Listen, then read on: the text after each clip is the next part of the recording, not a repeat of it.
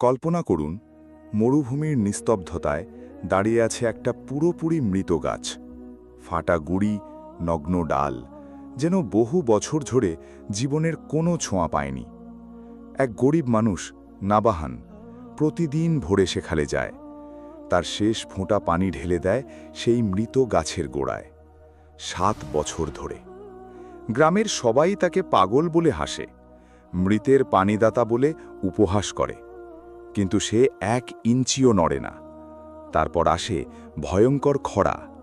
গ্রামবাসীরা তাকে ঘিরে ধরে, পানির পাত্র কেড়ে নিতে চায়, হুমকি দেয়। তবুও সে বলে, আমি থামব না। আর ঠিক তখনই মরুভূমিতে এমন কিছু ঘটতে শুরু করে যা কেউ কল্পনা করতে পারেনি, যা দেখে আপনার চোখ কপালে উঠবে। পুরো অবিশ্বাস্য গল্পটা শুনতে চাইলে ভিডিওটা শেষ পর্যন্ত দেখুন। শেষটা আপনাকে একদম চমকে দেবে। তাহলে এখন গল্পটি শুরু করা যাক। বহুকাল আগে, যে সময়ের গল্পগুলো বয়স্কদের মাঝে কেবল ফিসফিস করেই বলা হতো এবং বালুতে ঢাকা ও নীরবতায় জড়িয়ে থাকা এক দূরের গ্রামের প্রান্তে এমন এক গল্প শুরু হয়েছিল যা কেউ বিশ্বাস করেনি। এক গরিব মানুষের যে এমন কিছু করত যা সবার কাছে পাগলামি মনে হতো, কিন্তু সে এর মাঝে এমন এক অর্থ দেখতে পেত যা অন্য কেউ দেখত না। সেই গ্রামে সকালটা সবসময় মানুষের শব্দের আগে বাতাসের শব্দ দিয়ে শুরু হতো, যেন মানুষ জেগে উঠে নতুন দিনের মুখোমুখি হওয়ার আগেই প্রকৃতি নিজেই তার নিষ্ঠুরতার কথা ঘোষণা করত। ফাটল ধরা মাটি আর এমন এক আকাশ যা খুব কমই বৃষ্টি দেয়, এবং অপেক্ষার ক্লান্তিতে এমন সব মুখ যেখানে আশা কেবল একটি সরু সুতোর মতো হয়ে গিয়েছিল, যা খুব কষ্টে দেখা যেত। সেখানে গ্রামের প্রান্তে গাদাগাদি করে থাকা মাটির ঘরগুলো থেকে দূরে একটি ছোট কুঁড়ে ঘর ছিল। বয়সের ভারে এটি প্রায় হেলে পড়েছিল। মনে হচ্ছিল যেন একটি জোরালো বাতাসই এটিকে ফেলে দেওয়ার জন্য যথেষ্ট। সেই কুঁড়ে ঘরে বাস করত নাবাহান, এমন এক মানুষ যার এই দুনিয়ায় তার ক্লান্ত শরীর আর ধৈর্যশীল হৃদয় ছাড়া আর কিছুই ছিল না।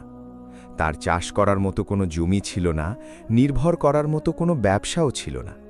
বরং সে প্রতিদিন ভোরের প্রথম আলোর সাথে সাথে এখানে সেখানে কাজের সন্ধানে বেরিয়ে পড়ত। ভারী জিনিস বওয়া, পাথর সরানো, একে ওকে সাহায্য করা, এসবের বিনিময়ে সূর্যাস্ত পর্যন্ত তার ক্ষুধা মেটানোর মতো কয়েক লোকমা খাবার জুটত। তার চেহারায় ক্লান্তির ছাপ ছিল, কিন্তু তার চোখ দুটোতে অন্যরকম কিছু ছিল, এক অদ্ভুত প্রশান্তি। যেন চোখগুলো নিষ্ঠুরতায় এমনভাবে অভ্যস্ত হয়ে গিয়েছিল যে তাদের ভয় দেখাতে পারত না। গ্রামে এমন কেউ ছিল না যে তার দিকে খুব একটা মনোযোগ দিত, কারণ সে কোনো ক্ষমতা বা সম্পদের অধিকারী ছিল না। আর সে মজলিসগুলোতে গলা উঁচু করে কথা বলা লোকদের দলভুক্তও ছিল না। সে সব সময় মাথা নিচু করে হাঁটত, শান্তভাবে সালাম দিত এবং কোনো উত্তরের অপেক্ষা না করেই নিজের পথে এগিয়ে যেত। তা সত্ত্বেও তার উপস্থিতিতে এমন কিছু ছিল যা কেউ গভীরভাবে খেয়াল করলে ভুল করত না। এমন কিছু যেন স্থিরতার মতো, যেন চারপাশের সব কিছু বদলে গেলেও সে একটুও নড়ছে না। একদিন উপত্যকার প্রান্ত থেকে একটি বাড়িতে পাথর বয়ে নেওয়ার এক কঠিন কাজ শেষ করে নাবাহান ধীরে ধীরে ফিরে আসছিল। ক্লান্তি তার কাঁধকে এতটাই ভারী করে দিয়েছিল যে তীব্রতায় সে প্রায় নুয়ে পড়েছিল। তার সাথে একটি ছোট থলে ছাড়া আর কিছুই ছিল না, যার মধ্যে কিছু শুকনো রুটির অবশিষ্টাংশ এবং একটি পানির পাত্র ছিল যার মধ্যে খুবই সামান্য পানি অবশিষ্ট ছিল। সূর্য অস্ত যাচ্ছিল, কিন্তু তার নিষ্ঠুরতা একটুও কম ছিল না। এটি বাতাসে এমন এক তীব্র তাপ রেখে গিয়েছিল যা নিঃশ্বাস নেওয়াকেও কঠিন করে তুলছিল। নাবাহান একটি অস্বাভাবিক পথ বেছে নিল। গ্রামের বাড়িগুলির মাঝ দিয়ে ফিরে আসার বদলে সে কাছের মরুভূমির মধ্যে দিয়ে যাওয়া একটি পথ বেছে নিল। এর কোনো স্পষ্ট কারণ ছিল না, তবে সে কোলাহল থেকে, মানুষের দৃষ্টি থেকে এবং সবকিছু থেকে একটু দূরে সরে যাওয়ার এক অদ্ভুত আকাঙ্ক্ষা অনুভব করেছিল। সে ধীরে ধীরে হাঁটছিল, নরম বালিতে তার পা ডুবিয়ে দিচ্ছিল, আর তার চোখ দুটো উদ্দেশ্যহীনভাবে ঘুরে বেড়াচ্ছিল, যেন তারা এমন কিছুর সন্ধান করছে যা সে নিজেই জানে না। হঠাৎ তার পা থেমে গেল। সেখানে কোনো শব্দ বা নড়াচড়া ছিল না, কেবল এক অদ্ভুত নীরবতা যা তাকে অনুভব করালো যেন সময়ে কিছুক্ষণের জন্য ধীর হয়ে গেছে। তার সামনে মাত্র কয়েক কদম দূরে একটি গাছ দাঁড়িয়েছিল, কিন্তু এটি অন্য কোনো গাছের মতো ছিল না। এটি পুরোপুরি শুকনো ছিল, এর গুড়িতে ফাটল ধরা এবং ডালপালাগুলো ছিল নগ্ন। যেন এটি বহু বছর ধরে সবুজের দেখা পায়নি। এতে কোনো ছায়া ছিল না, কোনো জীবন ছিল না। যেন এটি এমন কিছুর অবশিষ্টাংশ যা এক সময়ে জীবিত ছিল আর তারপর ভুলে যাওয়ার জন্য ফেলে রাখা হয়েছে। নাবাহান না নড়ে দীর্ঘক্ষণ সেদিকে তাকিয়ে দাঁড়িয়ে রইল। এটি কেবল কোনো সাধারণ দৃষ্টি ছিল না, বরং এটি ছিল এক গভীর ধ্যানের মতো। যেন সে এর মাঝে এমন কিছু দেখছে যা অন্য কেউ দেখতে পায় না। সে ধীরে ধীরে কাছে গেল, হাত বাড়িয়ে খসখসে গুড়িটা স্পর্শ করল।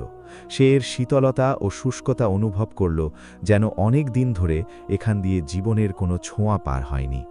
তা সত্ত্বেও সে তার দৃষ্টি ফেরাতে পারল না। সে অনুভব করল তার ভেতরে কিছু একটা নড়ে উঠেছে, এক অদ্ভুত অনুভূতি যা সে ব্যাখ্যা করতে পারছিল না। এটি কোনো করুণা ছিল না, কেবল কৌতূহলও ছিল না, বরং এটি ছিল এক ধরনের সংযোগের অনুভূতি। যেন এই গাছটি তাকে চেনে, অথবা সে একে অনেক আগে থেকেই চেনে। সে মাথা নেড়ে এই চিন্তা ঝেড়ে ফেলার চেষ্টা করল, কিন্তু সে পারল না। সে গাছটির পাশে বালুর উপর বসল, নিজের পানির পাত্রটি পাশে রাখল এবং দূরের দিগন্তের দিকে তাকাতে লাগল। কিন্তু তার মন গাছটির প্রতি আটকে রইল। তার বাবার বলা পুরনো কথাগুলো তার মনে পড়ে গেল। বহু বছর আগে যখন সে ছোট্ট শিশু ছিল এবং তাদের পুরনো জমিতে একটি দুর্বল গাছের যত্ন নেওয়ার কারণ সম্পর্কে বাবাকে জিজ্ঞেস করেছিল। সেদিন তার বাবা শান্ত কণ্ঠে তাকে বলেছিলেন, যা কিছু মৃত বলে মনে হয় তা কি আসলেই তাই? সে তখন এর অর্থ বোঝেনি, কিন্তু এখন সে অনুভব করল যে সেই কথাগুলো যেন নতুন করে তার দরজায় কড়া নাড়ছে। সে তার পানির পাত্রের দিকে তাকালো এবং তারপর গাছটির দিকে। পানি খুব সামান্যই ছিল, তৃষ্ণা অনুভব না করে কুঁড়েঘর পর্যন্ত পৌঁছানোর জন্য, যা কেবল কোনো মতে যথেষ্ট। সে এক মুহূর্ত ইতস্তত করল, তারপর হাত বাড়িয়ে পাত্রটি ধরল এবং ধীরে ধীরে তা খুলল। সে পাত্রের ভেতরের পানির দিকে তাকিয়ে রইল, যেন সে এমন এক সিদ্ধান্তের ওজন মাপছে যা কেবল পানির সাথে সম্পর্কিত নয়, বরং আরও অনেক গভীর কিছুর সাথে জড়িত। তারপর সে গাছের গুড়ির কাছে সামান্য কিছু পানি ঢেলে দিল। কিছুই ঘটল না, মাটি নড়ল না, গাছটিও বদলাল না, আর জীবনের কোনো লক্ষণও দেখা গেল না। কেবল বালু কিছুটা ভিজে গেল এবং নীরবে পানি শুষে নিতে লাগল, যেন তা মানুষের দৃষ্টি থেকে লুকিয়ে রাখছে। নাভান তাকিয়ে রইল, অপেক্ষা করল, কিন্তু সে কিছুই দেখতে পেল না। সে হালকা হাসল, যে হাসিতে কোনো উপহাস বা হতাশা ছিল না, বরং ছিল এক অদ্ভুত তৃপ্তি, যেন সে আসলে কিছুই আশা করছিল না। সে তার পানির পাত্রটি বন্ধ করল এবং ধীরে ধীরে উঠে দাঁড়াল। নিজের পথে এগিয়ে যাওয়ার জন্যে ঘোরার আগে সে গাছটির দিকে আরও একবার তাকাল। ঠিক সেই মুহূর্তে গ্রামের একজন লোক ওই জায়গার কাছাকাছি দিয়ে যাচ্ছিল এবং সে নাভানকে সেই শুকনো গাছে পানি ঢালতে দেখল। লোকটি থামল, কয়েক সেকেন্ড তার দিকে ড্যাব ড্যাব করে তাকিয়ে রইল, আর তারপর উচ্চস্বরে হেসে উঠল, যে হাসির শব্দ মরুভূমির নিস্তব্ধতা ভেদ করে গেল। সে স্পষ্ট উপহাসের সুরে বলল, নাভান, তুমি কি পাগল হয়ে গেছো? একটা মরা গাছে পানি দিচ্ছ? তুমি কি ভাবছো এটা আবার বেঁচে উঠবে? নাভান থামল, কিন্তু সাথে সাথে ঘুরে তাকাল না। সে এক মুহূর্ত দাঁড়িয়ে রইল, যেন সে কোনো উত্তর দেওয়ার কথা ভাবছে, অথবা হয়তো সম্পূর্ণ অন্য কিছু নিয়ে ভাবছে। তারপর সে ধীরে ধীরে ঘুরে দাঁড়াল এবং লোকটির দিকে এক শান্ত দৃষ্টিতে তাকাল, যাতে কোনো রাগ বা বিরক্তি ছিল না। সে নিচু স্বরে বলল, আমি জানি না, তবে আমি চেষ্টা করব। লোকটি আবারও হাসল এবং তাচ্ছিল্যের সাথে মাথা নেড়ে বিদ্রুপাত্মক কথা বিড়বিড় করতে করতে নিজের পথে চলে গেল। পেছনে তার হাসির প্রতিধ্বনি বাতাসে ভাসতে লাগল। অন্যদিকে নাবাহান এক মুহূর্ত দাঁড়িয়ে রইল, গাছটির দিকে তাকালো, আর তারপর তার হাতে থাকা পানির পাত্রটির দিকে।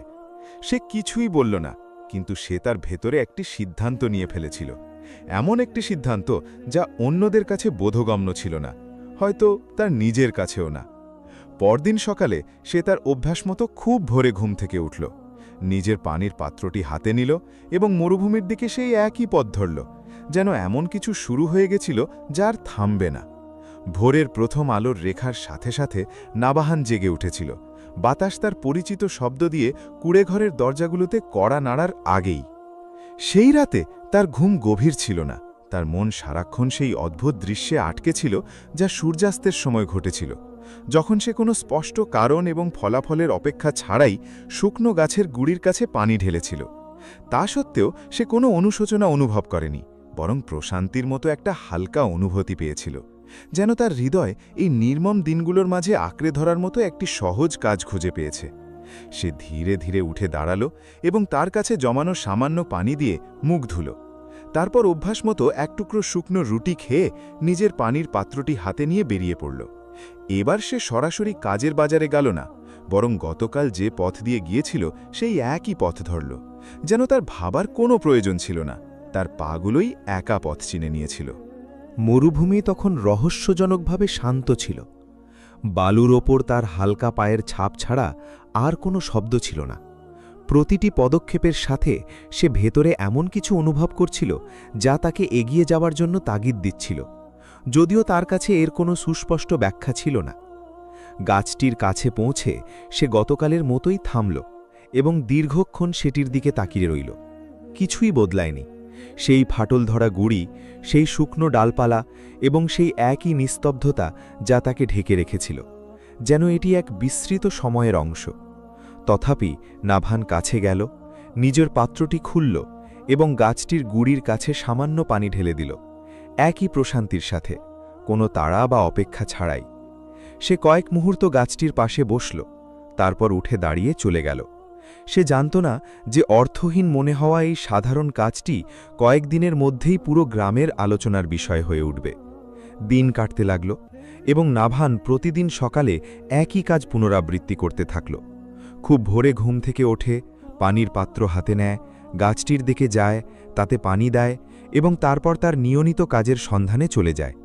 সে যা করত সেটি সে প্রচার করত না এবং কাউকে বোঝানোরও চেষ্টা করত না, কিন্তু সে এটি লুকিয়েও রাখত না, যেন সে যা করছে তার কোনো ব্যাখ্যার প্রয়োজন নেই। কিন্তু গ্রামবাসী সহজে ভোলে না। প্রথম প্রথম সকালগুলোতে কেউ কেউ তার অনুপস্থিতি লক্ষ্য করতে শুরু করল, আর তারপর দেখল যে সে বাজারের বদলে মরুভূমির দিক থেকে আসছে। সময়ের সাথে সাথে প্রশ্নগুলো ফিসফিসানিগুলো আলোচনায় এবং আলোচনাগুলো প্রকাশ্য উপহাসে পরিণত হল। আমি তাকে একটা মরা গাছে পানি দিতে দেখেছি। মনে হচ্ছে দারিদ্রতার মস্তিষ্ক বিকৃত করে দিয়েছে। সে সারা জীবন কোনো লাভ ছাড়াই কাজ করে কাটিয়েছে, আর এখন নিজের জন্য আরও বেশি অর্থহীন এক কাজ খুঁজে পেয়েছে। এই কথাগুলো মজলিসে, রাস্তায় এবং এমনকি নাভান যখন তাদের পাশ দিয়ে যেত তখন জোরে বলা হতো। কেউ কেউ হাসত, কেউ কেউ আফসোস করে মাথা নাড়ত, আর অন্যরা শুধু তার দিকে এমন দৃষ্টিতে তাকিয়ে থাকত যা বিস্ময় এবং অবজ্ঞায় ভরপুর ছিল। অন্যদিকে নাভান কোনো উত্তর দিত না।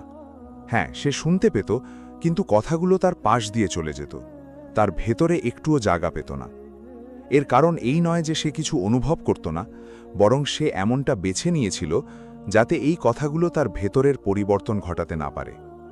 সেই শব্দগুলোর চেয়েও শক্তিশালী কিছু একটা ছিল, এমন কিছু যা তাকে ওই গাছের সাথে এমন একভাবে যুক্ত করেছিল যা সে পুরোপুরি বুঝতে পারত না। এক রাতে একটি ক্লান্তিকর দিনের পর নিজের কুঁড়ে ঘরে ফিরে এসে সে মেঝেতে বসল। দেওয়ালে হেলান দিয়ে কিছুক্ষণের জন্য চোখ বন্ধ করল। তার বাবার পুরনো কণ্ঠস্বর তার কাছে ফিরে এলো, যেন তা কখনোই হারায়নি। তার মনে পড়ল বহুকাল আগের একদিনের, যখন তাদের পুরনো জমি পানির অভাবে ভুগছিল এবং গাছপালাগুলো একের পর এক শুকিয়ে যাচ্ছিল। সেদিন নাভান ছোট ছিল এবং সে খুব নিষ্পাপভাবে তার বাবাকে জিজ্ঞেস করেছিল, বাবা, তুমি এই গাছটিতে পানি দিচ্ছ কেন? এটা তো অন্যগুলোর মতোই মরে যাচ্ছে। তার বাবা হাসলেন, তার মাথায় হাত বুলিয়ে শান্ত কণ্ঠে বললেন, কারণ এটি এখানে জন্মানোর কথা নিজেই চায়নি, আর আমরাও আমাদের বেঁচে থাকার পরিস্থিতি বেছে নিইনি। কিন্তু আমরা কিভাবে কাজ করব সেটা আমরা বেছে নিতে পারি। যদি এতে জীবন থাকে তবে আমি একে সাহায্য করব, আর যদি না থাকে তবে অন্তত আমি একে পরিত্যাগ করিনি। দৃশ্যটি বছরের পর বছর ধরে তার মনে গেঁথেছিল, কিন্তু সে আজই এর প্রকৃত অর্থ বুঝতে পেরেছিল। নাবাহান তার চোখ খুলল এবং নিজের ক্লান্ত হাত দুটোর দিকে তাকাল। তারপর সে নিচু স্বরে বলল, হয়তো আমি কেবল গাছেই পানি দিচ্ছি না। পরবর্তী দিনগুলোতে তার ক্লান্তি আরও বেড়ে গেল। কাজ দিন দিন আরও কঠিন হয়ে উঠছিল, পানি কমে আসছিল এবং উপহাস বেড়েই চলছিল। কেউ কেউ তাকে বিদ্রুপাত্মকভাবে নকল করতে শুরু করল। তারা খালি পাত্র নিয়ে বালুতে পানি ঢালার অভিনয় করত আর হাসত। অন্যরা তাকে মৃতের পানিদাতা বলে ডাকতে শুরু করল, যেন তাদের নিজেদের জীবনের নিষ্ঠুরতা ভোলার জন্য এটি একটি ভালো বিনোদন ছিল। আর এসবের পরও সে থামল না, বরং এর উল্টো সে আরও বেশি প্রতিশ্রুতিবদ্ধ হয়ে উঠল। এটি আর কেবল একটি ক্ষণস্থায়ী কাজ রইল না, বরং এটি তার দিনলিপির, তার নিজের সত্তার এবং ওই নিষ্ঠুর গ্রামে তার অস্তিত্বের অর্থের একটি অংশে পরিণত হল। সে এমন এক উপায়ে অনুভব করছিল যে সে নিজে বুঝতে পারত না যে এখন থেমে যাওয়া মানে কেবল একটি গাছের চেয়েও বড় কিছুর সাথে বিশ্বাসঘাতকতা করা। একদিন সে যখন গ্রামের চত্বরে কাজের অপেক্ষায় বসেছিল, তখন একজন লোক সবার সামনে তাকে উপহাস করার সিদ্ধান্ত নিল। সে কণ্ঠ উঁচু করে বলল, হে নাবাহান, আজ তুমি তোমার গাছটিকে কতবার পানি দিয়েছ? এটা কি ফল দিতে শুরু করেছে, নাকি আরও একটু পাগলামি দরকার? আশেপাশের সবাই হাসতে লাগল এবং সবার নজর তার দিকেই পড়ল। এবার আর বিষয়টি ফিসফিসানি ছিল না, বরং সবার সামনে একটি প্রকাশ্য লড়াই ছিল। নাভান নড়াচড়া থামাল এবং তার ওপর সবার দৃষ্টির ভার অনুভব করল। সে আকর্ষণের কেন্দ্রবিন্দুতে থাকতে পছন্দ করত না, কিন্তু নিজের কোনো পছন্দ ছাড়াই সে নিজেকে সেখানে আবিষ্কার করল। এক মুহূর্তের জন্য সে সেখান থেকে পিছু হটার, এই পরিস্থিতি থেকে পালানোর তীব্র ইচ্ছা অনুভব করল, কিন্তু তার ভেতরের কোনো একটা জিনিস তাকে বাধা দিল। সে ধীরে ধীরে মাথা তুলল এবং লোকটির দিকে, তারপর বাকি মুখগুলোর দিকে তাকাল। সবাই অপেক্ষা করছিল সে পিছু হটবে, ক্ষমা চাইবে, অথবা এমনকি রেগেও যাবে, কিন্তু সে এর কোনোটিই করল না। সে শান্তভাবে বলল, আমি কোনো প্রতিজ্ঞা করিনি, তবে আমি থামবও না। কিছুক্ষণের জন্য একটি সংক্ষিপ্ত নীরবতা নেমে এলো। তারপর কেউ কেউ হাসিতে ফেটে পড়ল, যখন অন্যরা এমনভাবে মাথা নাড়ল যেন তারা এমন কিছু নিশ্চিত হল জানিয়ে তারা আগেই সন্দেহ করেছিল। লোকটি তার আরও কাছাকাছি এসে চ্যালেঞ্জের স্বরে বলল, তুমি কি জানো এর মানে কি? এর মানে তুমি তোমার সময়, তোমার পানি, তোমার প্রচেষ্টা নষ্ট করছো, আর তাও এমন কিছুর জন্য যার কোনো মূল্য নেই। নাভান এক মুহূর্ত ইতস্তত করল, তারপর বলল, হয়তো, কিন্তু আমি নিজেকে নষ্ট করছি না। অনেকেই তার কথার অর্থ বুঝতে পারল না, কিন্তু তারা পাত্তা দিল না, কারণ বোঝার চেয়ে উপহাস করা অনেক সহজ ছিল। ঠিক সেই মুহূর্তে একজন মালিক এলো, যে ভারী বোঝা বইতে পারে এমন শক্তিশালী লোক খুঁজছিল। সে জনতার দিকে তাকালো এবং বলল, আমার কাজ করার লোক দরকার, কিন্তু এমন কাউকে নয় যে মরা গাছে পানি দিয়ে নিজের সময় নষ্ট করে। কেউ কেউ আবার হাসল, যখন নাবাহান তার কথাগুলোর ভার অনুভব করল। এটি কেবল তার সম্মানকে আঘাত করেনি, বরং তার আয়ের সামান্য উৎসটিকেও হুমকির মুখে ফেলে দিল। তাকে কাজের জন্য বাছাই করা হলো না, সে দাঁড়িয়ে রইল আর অন্যরা চলে গেল। এটি একটি বিব্রতকর ও কঠিন পরিস্থিতি ছিল, যা প্রথমবারের মতো তার সিদ্ধান্তকে কাঁপিয়ে দিল। কিন্তু সে পিছু হটল না। সে মাটির দিকে তাকালো, তারপর দিগন্তের দিকে, এবং ধীরে ধীরে ঘুরে দাঁড়ানোর আগে একটি গভীর শ্বাস নিল।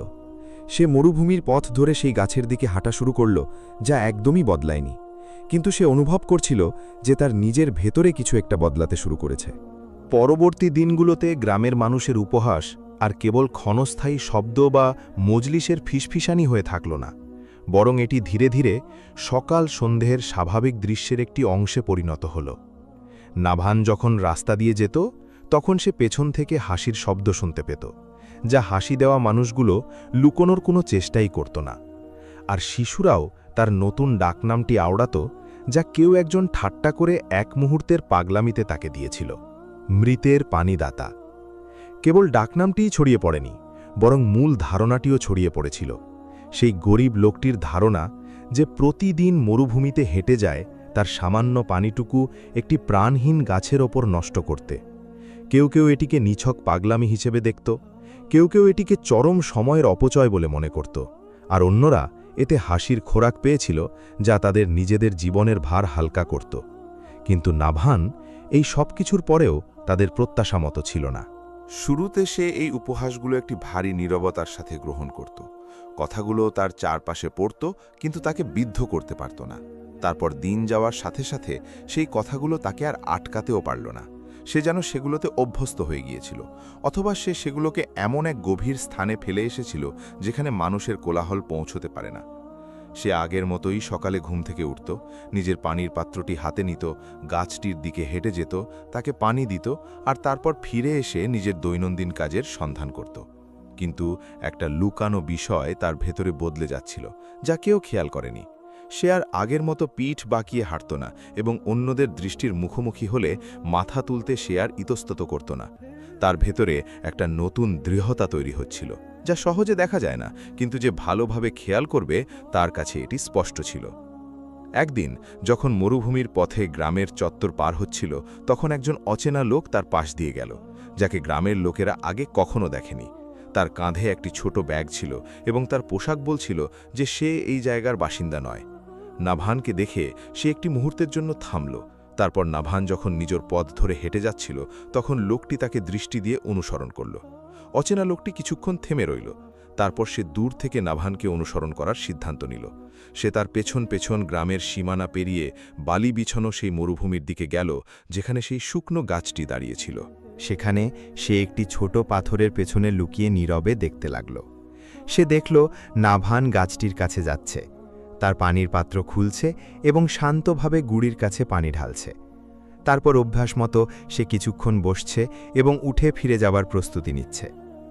এই দৃশ্যে ভিন্ন কিছু ছিল না, এমন কিছু ছিল না যা সাধারণ কোনো মানুষের দৃষ্টি আকর্ষণ করতে পারে। কিন্তু অচেনা লোকটি ভিন্নভাবে পর্যবেক্ষণ করছিল, যেন সে কেবল কাজটিই দেখছে না, বরং এর পিছনের অর্থ খুঁজছে। নাভান যখন কিছুটা দূরে চলে গেল, তখন লোকটি তার জায়গা থেকে বেরিয়ে এলো এবং শান্ত কণ্ঠে ডাক দিল, দাঁড়াও। নাভান থামল এবং ধীরে ধীরে ঘুরে দাঁড়াল। এই জায়গায় কেউ তাকে এভাবে ডাকবে, এতে সে অভ্যস্ত ছিল না। অচেনা লোকটি তার কাছে এলো এবং কথা বলার আগে তাকে দীর্ঘক্ষণ খুঁটিয়ে পরীক্ষা করল। তুমি কতদিন ধরে এই কাজ করছ? নাভান এক মুহূর্ত ইতস্তত করল, তারপর নিচু স্বরে উত্তর দিল, কিছুদিন হল। লোকটি হালকা হাসল, তবে এটি উপহাসের হাসি ছিল না, বরং এটি ছিল একটি গভীর কৌতূহলের মতো। সে বলল, গ্রামের লোকেরা তোমাকে নিয়ে হাসাহাসি করে, তাই না? নাভান কোনো মন্তব্য না করে মাথা নাড়ল। একটি সংক্ষিপ্ত নীরবতা বিরাজ করল। তারপর লোকটি যোগ করল, কিন্তু তারা জানে না তুমি কেন এটা করছ। এবারও নাভান কোনো উত্তর দিল না, কিন্তু সে লোকটির কণ্ঠস্বরে এক অদ্ভুত জিনিস অনুভব করল, যেন তাতে কোনো বিচার করার প্রবণতা নেই, বরং এমন একটি প্রশ্ন আছে যা অর্থের সন্ধান করছে। লোকটি আরও এক পা কাছে এলো, তারপর কিছুটা নিচু স্বরে বলল, তোমাকে দেখার সময় আমি নিজেকে একটি প্রশ্ন করেছি, তুমি কি গাছে পানি দিচ্ছ, নাকি এমন কিছুতে পানি দিচ্ছ যা আমরা দেখতে পাচ্ছি না? নাভান এক মুহূর্তের জন্য তার জায়গায় জমে গেল। সে প্রশ্নটি সাথে সাথে বুঝতে পারল না, কিন্তু সে অনুভব করল এটি সাধারণ ছিল না। এটি গ্রামের লোকদের প্রশ্নের মতো নয় যা উপহাসে শেষ হয়, বা তাদের কথাগুলোর মতো নয় যা আগে থেকেই তৈরি কোনো রায় বহন করে। এই প্রশ্নটি ভিন্ন ছিল, যেন এটি এমন একটি দরজা খুলছে যা সে আগে কখনো খোলার কথা ভাবেনি। নাভান ইতস্তত করে বলল, আমি আপনার কথা বুঝতে পারছি না। লোকটি শান্তভাবে উত্তর দিল, আমিও নিশ্চিত নই, তবে আমি জীবনে এমন কিছু দেখেছি যা আমাকে শিখিয়েছে যে যা অর্থহীন মনে হয় তার এমন অর্থ থাকতে পারে যা এখনও আবিষ্কৃত হয়নি। সে কিছুক্ষণ চুপ রইল, তারপর যোগ করল, মাঝে মাঝে গাছটি উদ্দেশ্য হয় না। নাভান অনুভব করল যে কথাগুলো তার ভেতরে এক ভিন্নভাবে প্রবেশ করেছে। সেইগুলোকে প্রত্যাখ্যানও করেনি বা বিশ্বাসও করেনি, তবে সে অনুভব করল যে এগুলো তার ভেতরের কোনো এক জায়গায় একটি হালকা ছাপ রেখে গেছে। সে গাছটির দিকে তাকালো, তারপর তার পাত্রটির দিকে, তারপর সেই অচেনা লোকটির দিকে। অবশেষে সে বলল, আপনার কি মনে হয় আমি কি করছি? লোকটি আবারও হাসল, এবার আরও শান্তভাবে, এবং বলল, আমি এখনও কিছু মনে করছি না, তবে আমি জানতে আগ্রহী যে তুমি কেন থেমে যাওনি। নাভান প্রস্তুত কোনো উত্তর খুঁজে পেল না।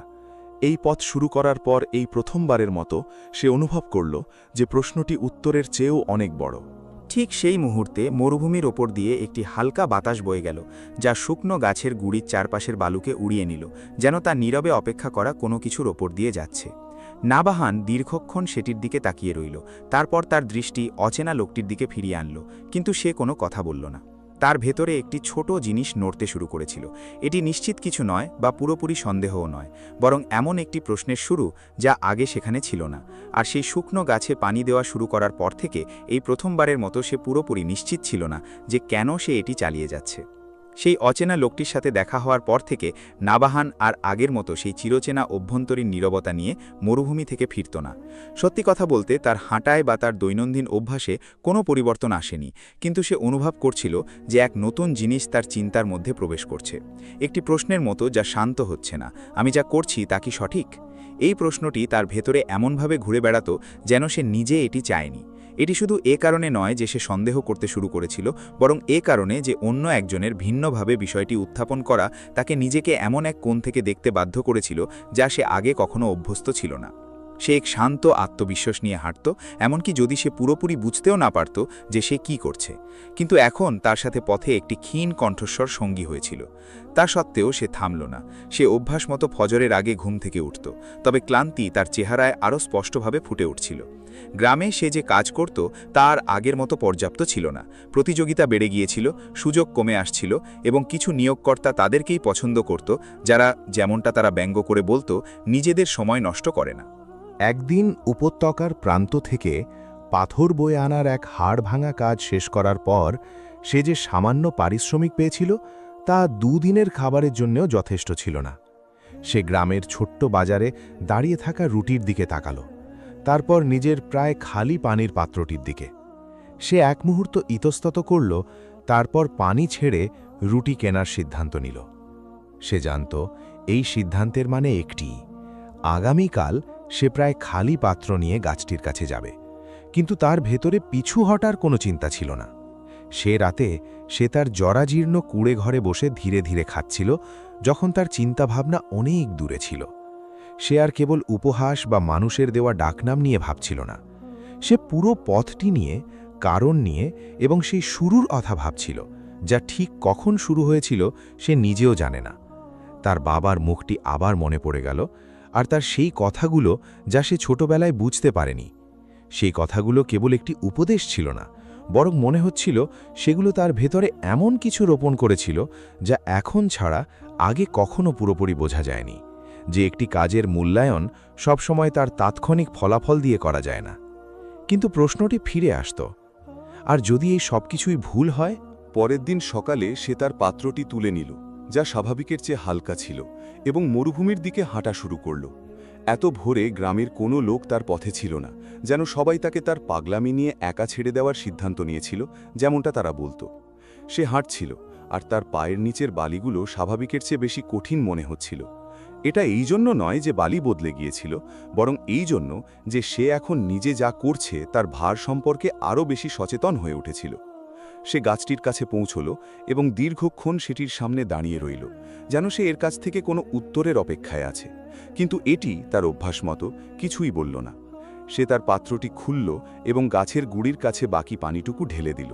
সে নীরবে বসল, কিন্তু এবার এই নীরবতা পুরোপুরি স্বস্তিদায়ক ছিল না।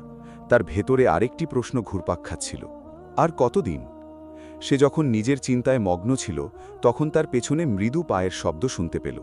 সে দ্রুত ফিরে তাকালো এবং দেখল তার বয়সেরই একজন গ্রামের যুবক অল্প দূরত্বে দাঁড়িয়ে আছে। তার হাতে একটি ছোট পানির কলসি। সে এমন কেউ ছিল না যে মজলিসে বেশি কথা বলে, বরং সে তার চরম শান্ত স্বভাবের জন্য পরিচিত ছিল, এবং সে অন্যদের করা উপহাস থেকে দূরে থাকত। যুবকটি প্রথমে কোনো কথা না বলে ধীরে ধীরে কাছে এলো। তারপর সে কলসিটি নবাহানের পাশে মাটিতে রাখল। সে নিচু স্বরে বলল, আমাকে জিজ্ঞাসা করো না আমি এখানে কেন। নাবাহান নীরবে তার দিকে তাকালো। যুবকটি বলতে লাগল, তবে আমি তোমাকে অনেক দেখেছি। আমি তাদের মতো হাসিনি আর কোনো কথাও বলিনি, আমি শুধু পর্যবেক্ষণ করেছি। সে কিছুক্ষণ চুপ হয়ে রইল, তারপর যোগ করল, আজ আমি অতিরিক্ত পানি এনেছি। কেন এনেছি তাও আমাকে জিজ্ঞেস করো না। নাবাহান বুঝতে পারছিল না কি বলবে। সে এই ধরনের পরিস্থিতির সাথে পরিচিত ছিল না। সেখানে কোনো উপহাস ছিল না, কোনো প্রশ্ন ছিল না, এবং কোনো রায় দেওয়াও ছিল না। কেবল গোলমাল ছাড়া একটি সাধারণ কাজ। সে কলসিটির দিকে তাকালো, তারপর যুবকটির দিকে, তারপর শান্তভাবে বলল, কেন? যুবকটি মৃদু হাসল এবং বলল, হয়তো এই জন্যে যে আমি আর বুঝতে পারি না কোন বিষয়টা তাদের হাসায়। নাবাহান কোনো উত্তর দিল না, কিন্তু তার ভেতরে কিছু একটা নড়ে উঠল। এটি পুরোপুরি আনন্দ বা স্পষ্ট স্বস্তি ছিল না, বরং এমন এক অনুভূতি ছিল যে এই পথটি আর আগের মতো পুরোপুরি একাকী নয়। যুবকটি আরও কাছে না এসে কিছুক্ষণ বসে রইল। তারপর সে উঠে দাঁড়ালো এবং যে নীরবতা নিয়ে এসেছিল সেই নীরবতা নিয়েই চলে গেল, যেন সে চায় না তার উপস্থিতি মানুষের মুখে মুখে কোনো গল্পে পরিণত হোক। নাবাহান আবার একা হয়ে গেল, কিন্তু এবার অনুভূতিটা একই রকম ছিল না। প্রথমবারের মতো সে পুরোপুরি একা ছিল না। এরপর কয়েকদিন কেটে গেল এবং নাবাহান তার অভ্যাস চালিয়ে গেল, কিন্তু যুবকটি মাঝে মাঝেই দেখা দিতে লাগল। কখনো সে তার জন্য পানি রেখে যেত, আবার কখনো সে কাছে না এসে নীরবে পাশ দিয়ে চলে যেত। তাদের মধ্যে খুব একটা কথা হতো না, কিন্তু সেখানে এক নতুন কিছুর উপস্থিতি ছিল, একটি অঘোষিত উপস্থিতি। গ্রামের লোকেরাও এটি খেয়াল করতে শুরু করেছিল। এখন তার পাগলামিতে সঙ্গ দেওয়ার মতো কেউ জুটেছে। মনে হচ্ছে ব্যাপারটা আর শুধু তার একার নেই। আসলে মরুভূমিতে কি ঘটছে? প্রশ্ন বাড়তে লাগল, কিন্তু নাবাহান তার পথ বদলাল না। একদিন যখন সে গাছটিতে পানি দেওয়ার পর সেখানে বসেছিল, তখন এক অস্বাভাবিক ঘটনা ঘটল। বাতাস মৃদুভাবে বইছিল এবং বালি হালকাভাবে নড়ছিল, কিন্তু হঠাৎ করে এক অদ্ভুত স্তব্ধতা বিরাজ করল। যে গাছটি সবসময় নিশ্চুপ ছিল, মনে হল যেন তার গুড়িটি এক মুহূর্তের জন্য বদলে গেছে। এটি কোনো স্পষ্ট পরিবর্তন ছিল না, বরং এক অস্পষ্ট অনুভূতি ছিল যে এর পৃষ্ঠতলের নিচে কিছু একটা নড়ে উঠেছে। নাভান ধীরে ধীরে মাথা তুলল এবং সেটির দিকে তাকাল। তারপর সে খেয়াল করল যে গুড়ির চারপাশের মাটি আর আগের মতো নেই। সেখানে আর্দ্রতার একটি হালকা দাগ ছিল, যা আগে ছিল না। পানি আগের মতো অদৃশ্য হয়ে যায়নি, সে তার জায়গায় জমে গেল। সে কিছুই বলল না, কিন্তু তার ভেতরে পুরনো প্রশ্নটি ভিন্নভাবে ফিরে এলো। আমি কি ভ্রম দেখছিলাম, নাকি সত্যি গাছের চারপাশে কিছু বদলাতে শুরু করেছে? যে মুহূর্ত থেকে নাবাহান অনুভব করেছিল যে গাছের চারপাশের মাটি আর আগের মতো নেই, সেই মুহূর্ত থেকে সে আর আগের সেই চিরচেনা শান্ত ভাব নিয়ে নিজের কুঁড়েঘরে ফিরত না। সেখানে এমন কোনো স্পষ্ট পরিবর্তন ছিল না যা সবাই দেখতে পাবে, বা এমন কোনো অকাট্য প্রমাণ ছিল না যা সে উপস্থাপন করতে পারবে। কিন্তু তার ভেতরে একটি ছোট্ট জিনিস নীরবে চাপ দিচ্ছিল। সে কি কল্পনা করছিল, নাকি গাছের চারপাশে যা ঘটছে তার আগের মতো নেই? শুরুতে সে বিষয়টি এড়িয়ে যাওয়ার চেষ্টা করল। সে নিজেকে বোঝালো যে সূর্য, তাপ এবং ক্লান্তি এসব মিলে হয়তো তার চোখকে ফাঁকি দিচ্ছে। কিন্তু দিন যাওয়ার সাথে সাথে সে প্রতিদিন সকালে ফিরে এসে গাছটির কাছে বসত এবং এর গুঁড়ির চারপাশের মাটির দিকে তাকিয়ে থাকত। একই দৃশ্য, একই শুষ্কতা, একই স্তব্ধতা। তা সত্ত্বেও সেখানে এমন কিছু ছিল যা সহজে প্রমাণ করা যায় না, আবার সহজে অস্বীকারও করা যায় না। এটি এমন কোনো পরিবর্তন ছিল না যা ধরে দেখা যায়, বরং এটি ছিল এক ধরনের বারবার ফিরে আসা অনুভূতি, যেন প্রতিবার পানি ঢালার পর মাটি আর তার আগের অবস্থায় পুরোপুরি ফিরে যাচ্ছিল না। আর গ্রামেও পরিস্থিতি কম সচল ছিল না। দৈনন্দিন কথোপকথনে গল্পটি এক নতুন রূপ নিতে শুরু করল। এটি আর কেবল এক লোকের সময় নষ্ট করার গল্প রইল না, বরং কেউ কেউ যখন তার কথা উল্লেখ করত, তখন তাদের কণ্ঠে এক ভিন্ন স্বর যোগ করত, এমন এক স্বর যাতে গোপন কৌতূহল লুকিয়ে আছে। তুমি কি খেয়াল করেছ সে এখনও চালিয়ে যাচ্ছে? প্রায় 7 বছর। কোনো কারণ থাকতে পারে কি? হয়তো এমন কিছু আছে যা আমরা দেখছি না। কিন্তু এই প্রশ্নগুলোর মানে এই ছিল না যে তারা পুরোপুরি উপহাস করা বন্ধ করে দিয়েছিল, বরং এটি ছিল তার প্রতি তাদের দৃষ্টিভঙ্গির এক হালকা পরিবর্তনের শুরু। উপহাস অদৃশ্য হয়ে যায়নি, তবে এটি আর একমাত্র প্রভাবশালী বিষয়ও ছিল না। নাবাহান নিজেও বাতাসে এই পরিবর্তন অনুভব করছিল, তবে সে তা নিয়ে খুব একটা ভাবত না। তার আসল মনোযোগ ছিল সেখানে, গাছটির কাছে, যেখানে সে প্রতিদিন যায়, পানি দেয় এবং তারপর দীর্ঘ নীরবতায় বসে থাকে, যেন সে এমন কোনো ভাষা বোঝার চেষ্টা করছে যা শব্দ দিয়ে বলা যায় না। তার সেই যুবকটির কথা মনে পড়ত যে মাঝে মাঝে নীরবে আসত এবং কোনো কিছু না চেয়ে পানি রেখে যেত।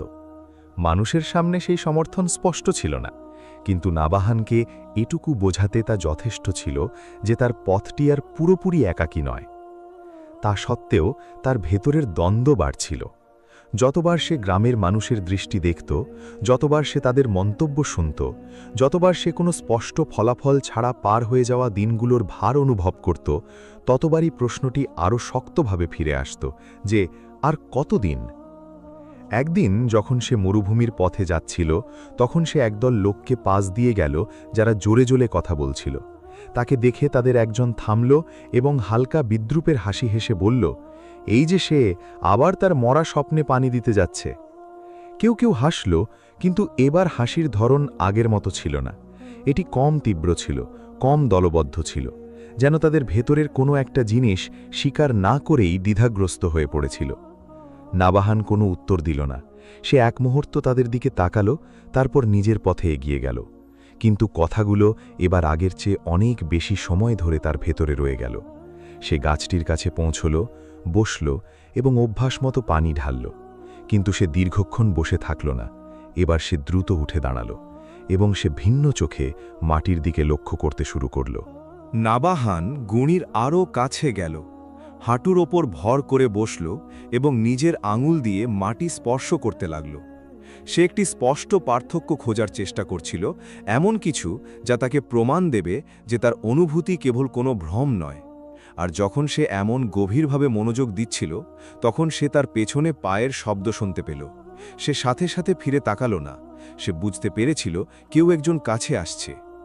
আর যখন সে ফিরে তাকালো, সে দেখল গ্রামের এক ছোট দল সেখানে দাঁড়িয়ে আছে, যাদের মধ্যে সেই লোকটি ছিল যে প্রথম দিন থেকেই তাকে সবচেয়ে বেশি উপহাস করত। তারা কিছুটা দূরত্বে দাঁড়িয়ে তার দিকে এবং গাছটির দিকে তাকিয়েছিল। তাদের একজন একটু জোরে বলল, তুমি ওখানে কি খুঁজছ নাবাহান? গুপ্তধন নাকি অলৌকিক কিছু? কেউ কেউ হাসল, কিন্তু এবার হাসিটা থেমে থেমেছিল, যেন তারা তাদের নিজেদের সুর নিয়ে পুরোপুরি নিশ্চিত নয়। নাবাহান ধীরে ধীরে উঠে দাঁড়ালো এবং সরাসরি কোনো উত্তর না দিয়ে তাদের দিকে তাকালো। সে পরিস্থিতির গুরুত্ব অনুভব করছিল। এটা এজন্য নয় যে সে তাদের ভয় পাচ্ছিল, বরং এজন্য যে এবার তার কাছে কোনো প্রস্তুত উত্তর ছিল না। উপহাসকারী লোকটি আরেকটু কাছে এলো এবং বলল, এতদিন পরেও তুমি একে পানি দিচ্ছ? শূন্যতার 7 বছর কি তোমার জন্য যথেষ্ট নয়? একটি ছোট নীরবতা নেমে এলো। সবাই একটি উত্তরের অপেক্ষায় ছিল। নাবাহান উত্তর দেওয়ার আগেই এমন কিছু ঘটল যা সবাইকে একটি মুহূর্তের জন্য থামিয়ে দিল। সেই যুবক যে মাঝে মাঝে নীরবে আসত, মরুভূমির দিক থেকে একটি পানির কলসি নিয়ে আবির্ভূত হল। কিন্তু এবার সে একা ছিল না, তার সাথে গ্রামের আরেকজন লোক ছিল। এমন একজন লোক যে সাধারণত উপহাসে অংশ নিত না, বরং সে তার শান্ত স্বভাব এবং প্রজ্ঞার জন্য পরিচিত ছিল। লোকটি তাদের কাছে থামল, ভিড়ের দিকে এবং তারপর গাছের দিকে তাকালো এবং শান্তভাবে বলল, আমি যা বলা হচ্ছিল বিশ্বাস করছিলাম না, কিন্তু আমি নিজের চোখে দেখতে চেয়েছিলাম। তারপর সে কাছে গেল, কিছুটা নিচু হল এবং গুড়ির চারপাশের মাটি পর্যবেক্ষণ করতে শুরু করল। স্বাভাবিকের চেয়েও আরও ভারী এক নীরবতা নেমে এলো। উপহাসকারীদের একজন বলল, তুমি এখানে তোমার সময় নষ্ট করতে এসেছ? কিন্তু লোকটি তাকে কোনো উত্তর দিল না। সে মাটির দিকে তাকিয়ে রইল, তারপর আরও নিচু স্বরে বলল, এখানে কিছু একটা ভিন্ন আছে।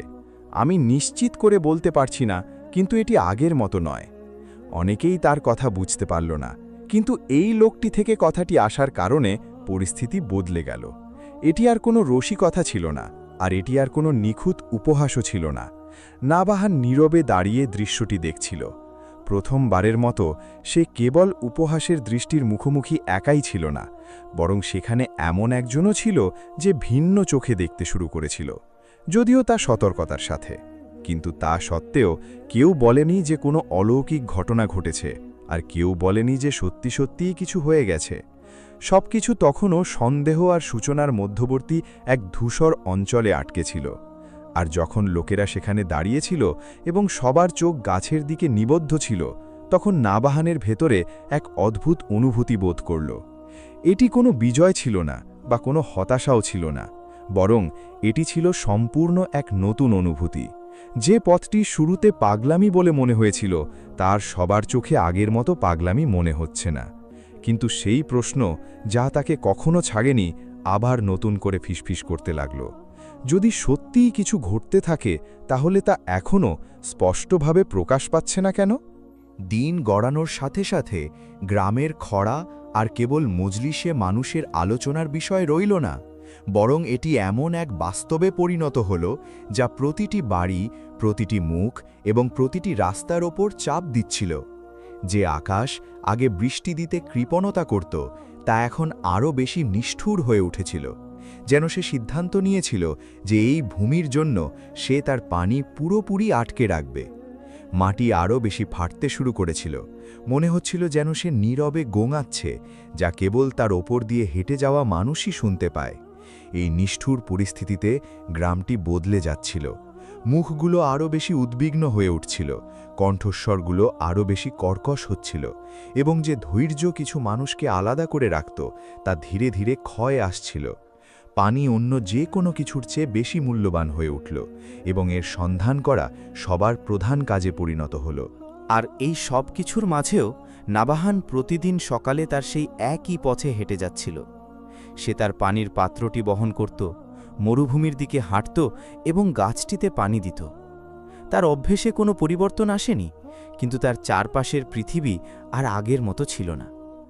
তার প্রতি দৃষ্টিগুলো আবার বদলাতে শুরু করেছিল, কিন্তু এবার তা কেবল উপহাস ছিল না, বরং এতে রাগ এবং দোষারোপের এক মিশ্রণ ছিল। যখন লোকেরা সতর্কতার সাথে সামান্য পানি ভাগাভাগি করছিল, তখন সে তা নিয়ে মরুভূমির দিকে যাচ্ছিল, এমন এক গাছের কাছে যা অনেকেই কেবল একটি মৃত গুণী ছাড়া আর কিছুই মনে করত না। শুরুতে কেউ কেউ তাকে নিয়ে হাসত, তারপর তারা ফিসফিস করতে শুরু করল, তারপর তারা আরও জোরে কথা বলতে লাগল। শেষ পর্যন্ত বিষয়টি সরাসরি অভিযোগে পরিণত হল। সেই এর কারণ, সে পানি নষ্ট করছে আর আমরা কষ্ট পাচ্ছি। সে যদি তার পানি জমিয়ে রাখত তবে তা আমাদের সবার জন্য ভালো হতো। নাবাহান কোনো উত্তর দিত না। সে শুনত, কিন্তু কোনো তর্কে জড়াত না। এর মানে এই নয় যে সে কথাগুলোর ভার অনুভব করত না, বরং সে এমন এক অভ্যন্তরীণ স্থানে পৌঁছেছিল যেখানে চারপাশের কোলাহল সহজে প্রভাব ফেলতে পারে না। কিন্তু চাপ বাড়ছিল। একদিন যখন সে ছোট বাজারে বসে কাজের জন্য অপেক্ষা করছিল, তখন এক লোক তার কাছে এলো এবং কড়া সুরে বলল, আর কতদিন তুমি এটা চালিয়ে যাবে? এখানকার মানুষ খাবার পানিই পাচ্ছে না, আর তুমি তা মরুভূমিতে নিয়ে যাচ্ছ, জানো এর কোনো মূল্য নেই। নাভান শান্তভাবে চোখ তুলে তাকালো এবং বলল, আমি তো কারোর পানি নিচ্ছি না। কিন্তু লোকটি শান্ত হল না। কিন্তু প্রতি এক ঢোক পানি যা ওখানে যায় তা এখানকার এক ঢোক পানির ঘাটতি। একটি সংক্ষিপ্ত নীরবতা নেমে এলো। তারপর নাভান নিচু স্বরে বলল, আর আমারও তাদের মতো পানির প্রয়োজন আছে। কোনো স্পষ্ট উত্তর এলো না, শুধু আরও কিছু তীক্ষ্ণ দৃষ্টি, যেন বাক্যটি কাউকে বোঝাতে পারেনি। খরা বাড়ার সাথে সাথে গ্রামের কিছু প্রবীণ ব্যক্তি বিষয়টি আরও গুরুত্বের সাথে ভাবতে শুরু করলেন। এটি আর কেবল মুজলিসের আলোচনা ছিল না, বরং এটি উদ্বেগের কারণ হয়ে উঠল। জমানো পানি কমে আসছিল, চাহিদা বাড়ছিল এবং যে কোনো অপচয়কে সরাসরি বিপদ হিসেবে দেখা হচ্ছিল। এই উত্তপ্ত পরিবেশে নাভানের ওপর সামাজিক চাপ আরও চেপে বসল। কিছু নিয়োগকর্তা তাকে ডাকা বন্ধ করে দিল। এমন নয় যে তাকে প্রয়োজন ছিল না, বরং তারা কোনো ঝামেলা চাইছিল না। কেউ কেউ তো তার সাথে কথা বলতে অস্বীকার করল।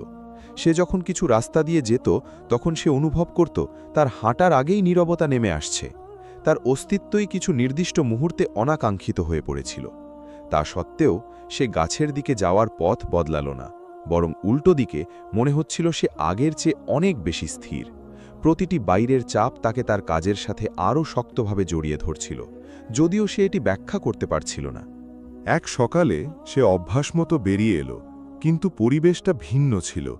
কেবল খরার কারণে নয়, বরং বাতাসে যে উত্তেজনা স্পষ্ট হয়ে উঠেছিল তার কারণেও। এমনকি বাতাসও যেন ভারী হয়ে বইছিল। সে গাছটির কাছে পৌঁছল, বসল এবং পানি ঢালল। কিন্তু এবার সে বেশিক্ষণ একা থাকতে পারল না। দূর থেকে কয়েকজন পুরুষকে আসতে দেখা গেল। তারা খুব বেশি ছিল না, কিন্তু তাদের উপস্থিতি ভিন্ন ছিল। তারা হাসছিল না এবং আগের মতো নীরবে পর্যবেক্ষণও করছিল না, বরং তারা সরাসরি তার দিকে হেঁটে আসছিল। নাবাহান ধীরে ধীরে উঠে দাঁড়াল এবং তাদের দিকে তাকাল। তাদের মধ্যে সেই লোকটি ছিল যে বাজারে তার সাথে রাগান্বিত হয়ে কথা বলেছিল, এবং তার সাথে দুজন বয়স্ক লোক ছিল যাদের চেহারায় রাগের চেয়ে উদ্বেগ বেশি ছিল। তারা তার থেকে কিছুটা দূরে থামল। তারপর একজন বলল, আমরা এমন এক পর্যায়ে পৌঁছেছি যা আর মেনে নেওয়া যায় না। নাবাহান সাথে সাথে কোনো উত্তর দিল না। লোকটি আরও এক ধাপ এগিয়ে এসে বলল, গ্রামে পানি অনেক কমে গেছে, এটা আর চলতে পারে না। তারপর সে হাত দিয়ে পাত্রটির দিকে ইশারা করে বলল, তুমি এখানে যা আনছো তার উপর আমাদের অধিকার বেশি। একটা সংক্ষিপ্ত নীরবতা নেমে এলো। নাবাহান পাত্রটির দিকে তাকালো, তারপর গাছের দিকে, তারপর লোকগুলোর দিকে। সে শান্তভাবে বলল, এগুলো সব পানি নয়। কিন্তু তার কথা উত্তেজনা দূর করতে পারল না। অন্য লোকটি এগিয়ে এসে আরও তীক্ষ্ণ সুরে বলল, আমরা এখানে কোনো অর্থ নিয়ে আলোচনা করতে আসিনি, আমরা এটি থামাতে এসেছি। সে আরও কাছে এসে পাত্রের দিকে হাত বাড়ালো, আজ থেকে তুমি এটি নিয়ে এখানে আসবে না। সেই মুহূর্তে নাবাহান এক পা পিছিয়ে গেল, দ্রুত নয় কিন্তু স্থিরভাবে। সে শান্ত কণ্ঠে বলল, আমাকে এমন কিছু থেকে বাধা দেবেন না যা আপনারা বোঝেন না। কিন্তু লোকটি পিছু হল না। সে সত্যিই পাত্রটি ধরে টান দেবার চেষ্টা করল। বাতাস এক মুহূর্তের জন্য জমে গেল। এটি তখনও কোনো হিংসাত্মক লড়াই ছিল না, তবে এটি ছিল প্রথম মুহূর্ত যখন মতবিরোধ কথা থেকে সরাসরি পদক্ষেপে পরিণত হয়েছিল। নাবাহান অন্য দিক থেকে পাত্রটি ধরে দাঁড়িয়ে রইল। তার চোখ স্থির ছিল। পুরো দৃশ্যটি যেন আরও বড় কিছুর দ্বারপ্রান্তে ছিল, এমন কিছু যা এখনও বিস্ফোরণ পর্যন্ত পৌঁছায়নি, তবে তা খুব কাছাকাছি ছিল। আর যখন তারা দুজন নীরব উত্তেজনায় পাত্রটি নিয়ে টানাটানি করছিল, তখন একজন বয়স্ক লোক হাত তুলে ইতস্তত কণ্ঠে বলল, থামো, হয়তো আমরা পুরো চিত্রটা দেখতে পাচ্ছি না। কিন্তু তার কথা একটু দেরিতে এসেছিল, কারণ মুহূর্তটি এমন এক বিন্দুতে পৌঁছেছিল যেখান থেকে পিছিয়ে আসা আর সহজ ছিল না। আর ঠিক সেই মুহূর্তেই এমন কিছু হলো যা সবাইকে হঠাৎ থামিয়ে দিল। পাত্রের ওপর হাতগুলোর নড়াচড়া 1 সেকেন্ডের জন্য থেমে গেল। এই জন্য নয় যে কেউ তা ছেড়ে দিয়েছে, বরং এই জন্য যে দৃশ্যের অন্য একটি জিনিস সবার মনোযোগ লড়াই থেকে দূরে সরিয়ে নিয়েছিল। গাছের কাছে এমন কিছু ছিল যা কিছুক্ষণ আগেও এমন ছিল না। দৃশ্যটি গাছের কাছে দীর্ঘ কয়েক সেকেন্ডের জন্য জমে গেল, যেন সময় নিজেই সবাইকে অসমাপ্ত পদক্ষেপ আর না বলা কথার মাঝে ঝুলিয়ে রেখেছিল। লোকটির এক হাত পাত্রটি ধরেছিল এবং অন্য দিক থেকে নাবাহানের হাত, কিন্তু বাতাসে এমন কিছু ছিল যা চোখকে এই ছোট লড়াই থেকে সরিয়ে নিয়েছিল। গাছটি বাইরের দিক থেকে একই রকম ছিল, একটি শুকনো গুড়ি এবং প্রাণহীন ডালপালা, কিন্তু সেখানে উপস্থিত কিছু মানুষের অনুভূতি ভিন্ন ছিল। এটি কোনো স্পষ্ট পরিবর্তন ছিল না যা জোর দিয়ে বলা যায়, বরং এটি একটি অভ্যন্তরীণ বিভ্রান্তি ছিল যা এমনকি সবচেয়ে নিশ্চিত মানুষটিকেও এক মুহূর্তের জন্য থামিয়ে দিয়েছিল। তারপর মনোযোগ দ্রুত হাতের মাঝে যা ঘটছিল সেদিকে ফিরে এলো। লোকটি পাত্রটি আরও শক্তভাবে টানল এবং তীক্ষ্ণ সুরে বলল, যথেষ্ট হয়েছে নাভান, এই পাগলামি শেষ করো। কিন্তু নাভান তাদের প্রত্যাশা মতো নড়ল না। সে গলার স্বর উঁচু করল না, আর কোনো এলোমেলো লড়াইয়েও জড়াল না, বরং সে লোকটির দিকে স্থির দৃষ্টিতে তাকিয়ে রইল। তার ভেতর থেকে কিছু একটা যেন প্রথমবারের মতো স্পষ্টভাবে পৃষ্ঠতলে বেরিয়ে এলো। সে শান্তভাবে বলল, এটি কোনো পাগলামি নয়। উপস্থিত একজন স্নায়বিক দুর্বলতার সাথে হালকা হাসল এবং বলল, 7 বছর ধরে তুমি এই কথা বলে আসছো আর কিছুই বদলায়নি। অন্য একজন কথা বলে উঠল, আর গ্রামটি কষ্ট পাচ্ছে, অথচ সে এখনও জেদ ধরে আছে। কণ্ঠস্বর বাড়ছিল, কিন্তু এবার এগুলো কেবল হাসি বা উপহাস ছিল না, বরং এগুলো ছিল রাগ, চাপ এবং বর্তমান পরিস্থিতি চলতে থাকার ভয়ের এক মিশ্রণ। একজন লোক এক পা এগিয়ে এসে আরও কঠোর সুরে বলল, যদি তুমি এখনই না থামো তাহলে আমরা তোমাকে জোর করে থামাবো, আমাদের অপেক্ষা করার মতো বিলাসিতা নেই।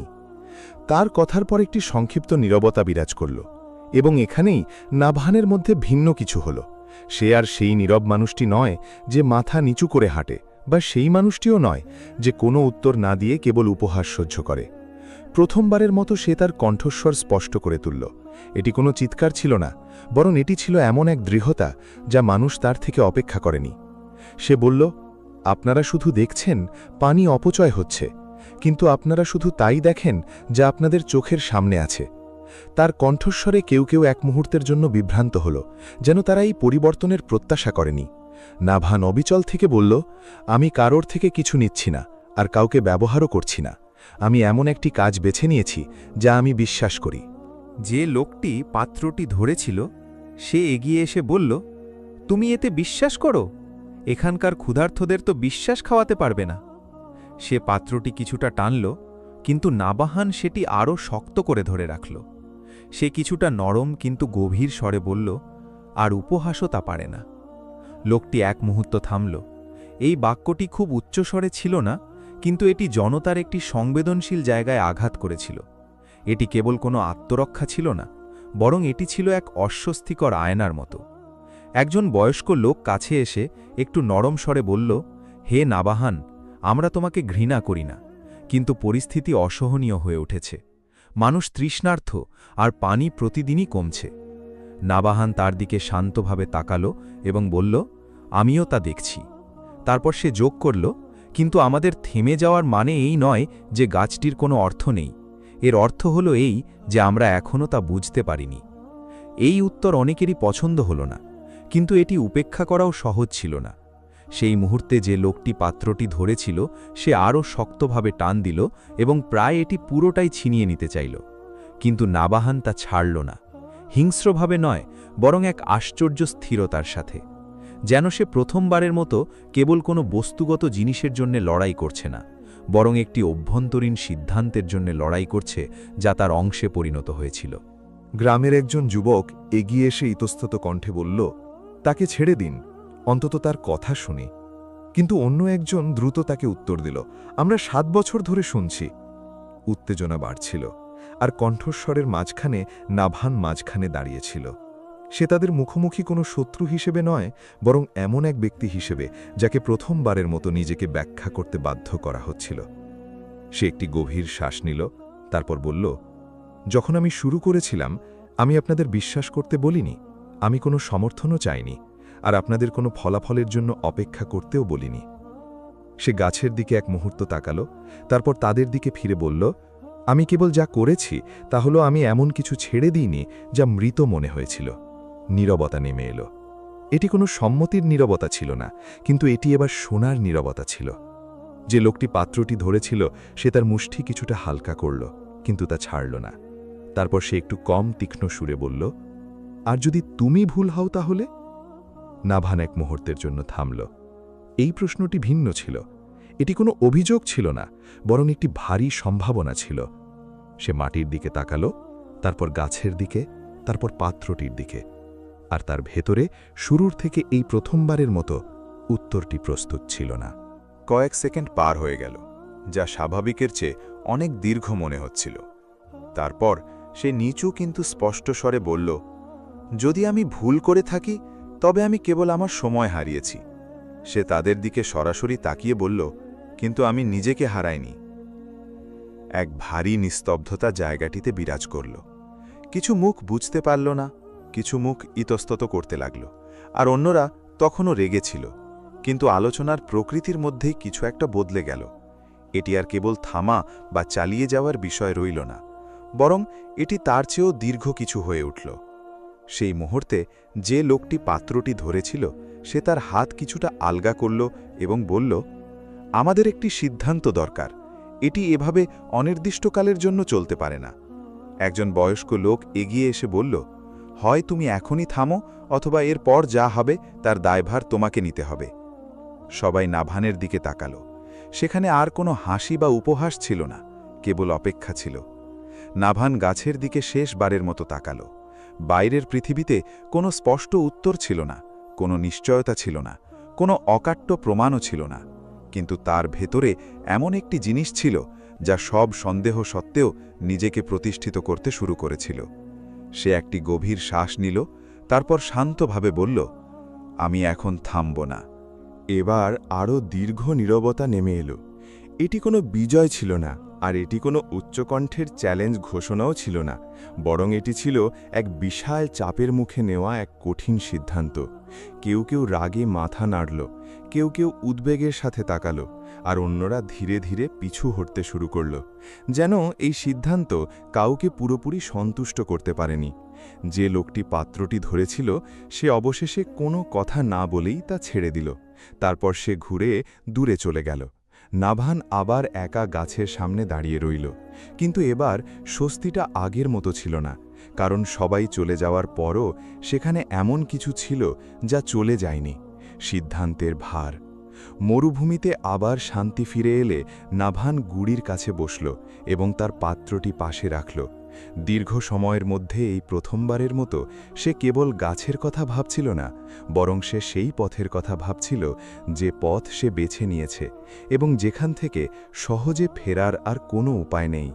নাভান যখন গ্রামের লোকদের মুখোমুখি হয়ে তার শেষ কথাটি বলেছিল, তারপর থেকে পথটি আর আগের মতো রইল না। উৎসবের মতো কোনো বিজয় ছিল না, আবার ঘোষণা করার মতো কোনো পরাজয়ও ছিল না, বরং সেখানে কেবল একটি সিদ্ধান্ত ছিল, যা তার জীবনের এক গভীর স্থানে স্থায়ী হয়েছিল এবং ধীরে ধীরে তার চারপাশের সব কিছুর ওপর এর প্রভাব পড়তে শুরু করেছিল। সে চালিয়ে যাওয়া বেছে নিয়েছিল, কিন্তু এই নির্বাচনের একটি মূল্য ছিল। সেই ঘটনার পরের দিনগুলোতে তার সামান্য কয়েকটা সম্পর্কের মাঝেও পরিবর্তনের ছাপ দেখা দিতে শুরু করল। যারা আগে তার প্রতি সামান্য সহানুভূতি দেখাতো, তারা এখন নীরবে দূরে সরে যেতে লাগল। এমন নয় যে তারা তাকে ঘৃণা করত, বরং তারা আর বুঝতে পারছিল না সে কি করছে, এবং তারা আর তার এবং অন্য মানুষের মাঝে দাঁড়িয়ে থাকতে পারছিল না। তার পাশে দাঁড়ানোর অর্থ ছিল সমাজের চাপের মুখোমুখি হওয়া এবং শেষ না হওয়া প্রশ্নের সম্মুখীন হওয়া। এমনকি যে যুবকটি মাঝে মাঝে নীরবে পানি রেখে যেত, তার উপস্থিতিও ধীরে ধীরে কমে আসতে লাগল। সে পুরোপুরি আশা বন্ধ করেনি, তবে আগের মতো আর আসত না। মনে হচ্ছিল তার অন্য জীবনের কিছু একটা তাকে দূরে সরিয়ে নিচ্ছিল, যদিও তা তাকে প্রতিবারই একটি ছোট্ট ছাপ রেখে যেতে বাধা দেয়নি। নাভান কাউকে থাকার অনুরোধ করেনি। সে এমন লোক ছিল না যে মানুষকে আটকে রাখে বা তাদের কাছে ব্যাখ্যা চায়, কিন্তু তার নীরবতার পরেও সে তার চারপাশে তৈরি হওয়া এই নতুন শূন্যতা অনুভব করতে পারছিল। গ্রাম নিজেও তার সাথে ভিন্নভাবে আচরণ করতে শুরু করল। উপহাস আর আগের মতো ছিল না, কিন্তু তা গ্রহণেও পরিণত হয়নি। সেখানে এক ধরনের শীতল নিরপেক্ষতা ছিল। তার নামটি এমন এক ধারণার সাথে জড়িয়ে গিয়েছিল যা নিয়ে তারা খুব একটা ভাবতে চাইত না। সে যখন যেত তখন সবাই তার দিকে ফিরে তাকাত না, তবে তারা এটিও ভুলত না যে সে সেখানে আছে। অন্যদিকে সে প্রতিদিন সকালে অভ্যাস মতো গাছের দিকে হাঁটত, কিন্তু তার ভেতরে সব আগের মতো ছিল না। তার অনুভূতিতে পথটি আরও দীর্ঘ হয়ে গিয়েছিল। এই জন্য নয় যে দূরত্ব বদলে গিয়েছিল, বরং এই জন্য যে তার চিন্তা ভাবনা আরও ভারী হয়ে উঠেছিল। কখনো সে সম্পূর্ণ নীরবে হাঁটত, আর কখনো তার মনে একটি প্রশ্ন ঘুরপাক খেত যা তাকে ছাড়ত না। আমি কি শুরু থেকেই কোনো ফলাফলের আশা করছিলাম, নাকি আমি কেবল এমন এক অর্থের সন্ধান করছিলাম যার কোনো স্পষ্ট উত্তর আমার কাছে নেই? তার কাছে যা ছিল তা হলো কেবল এগিয়ে যাওয়া। একদিন সে এক কঠোর পরিশ্রমের পর দেরিতে তার কুঁড়েঘরে ফিরল, যা তার প্রয়োজনীয়তা মেটানোর জন্য যথেষ্ট ছিল না। সে মাটিতে বসল, তার সামনে সামান্য কিছু সাধারণ খাবার ছিল, কিন্তু সে আগের মতো ক্ষুধার্ত ছিল না। এবার ক্লান্তিটা ভিন্ন ছিল, শুধু শারীরিক নয়, মানসিকও। সে তার হাতগুলোর দিকে তাকাল। সেগুলো ক্লান্ত, ফাটল ধরা, কিন্তু স্থির। সে তার বাবার কথা আবার স্মরণ করল, কোনো দূরবর্তী স্মৃতি হিসেবে নয়, বরং এক অভ্যন্তরীণ কণ্ঠস্বর হিসেবে, যা নীরবতার মুহূর্তে ফিরে আসে। কথাগুলো আগের মতো স্পষ্ট ছিল না, কিন্তু সেগুলো একই অর্থ বহন করছিল, যে পথের পরিমাপ সবসময় অন্যরা যা দেখে তা দিয়ে হয় না। পরদিন সকালে সে অভ্যাসমতো বের হল, কিন্তু এবার গ্রামটি স্বাভাবিকের চেয়ে বেশি নীরব ছিল। কোনো নতুন তর্ক ছিল না, কোনো সরাসরি সংঘাতও ছিল না, কিন্তু সেখানে অন্য কিছু ছিল।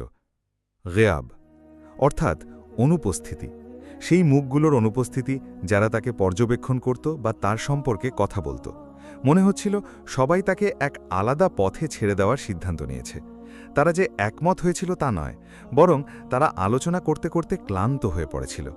সে গাছটির কাছে পৌঁছল, অভ্যাসমতো বসল, পাত্রটি খুলল এবং গুড়ির কাছে পানি ঢালল। তারপর সে নীরবে বসে রইল। কিন্তু এই নীরবতা সাধারণ ছিল না, এটি এমনভাবে ভিন্ন ছিল যা সহজে ব্যাখ্যা করা যায় না। জোরে কোনো বাতাসের শব্দ ছিল না, বা আশেপাশে কোনো স্পষ্ট নড়াচড়াও ছিল না। তা সত্ত্বেও নাভান অনুভব করল যে তার চারপাশের বাতাস স্বাভাবিকের চেয়ে শান্ত হয়ে গেছে। মরুভূমির স্বাভাবিক শান্তি নয়, বরং এমন এক শান্তি যেন সময় নিজেই মুহূর্তের জন্য তার ভার কমিয়ে দিয়েছে।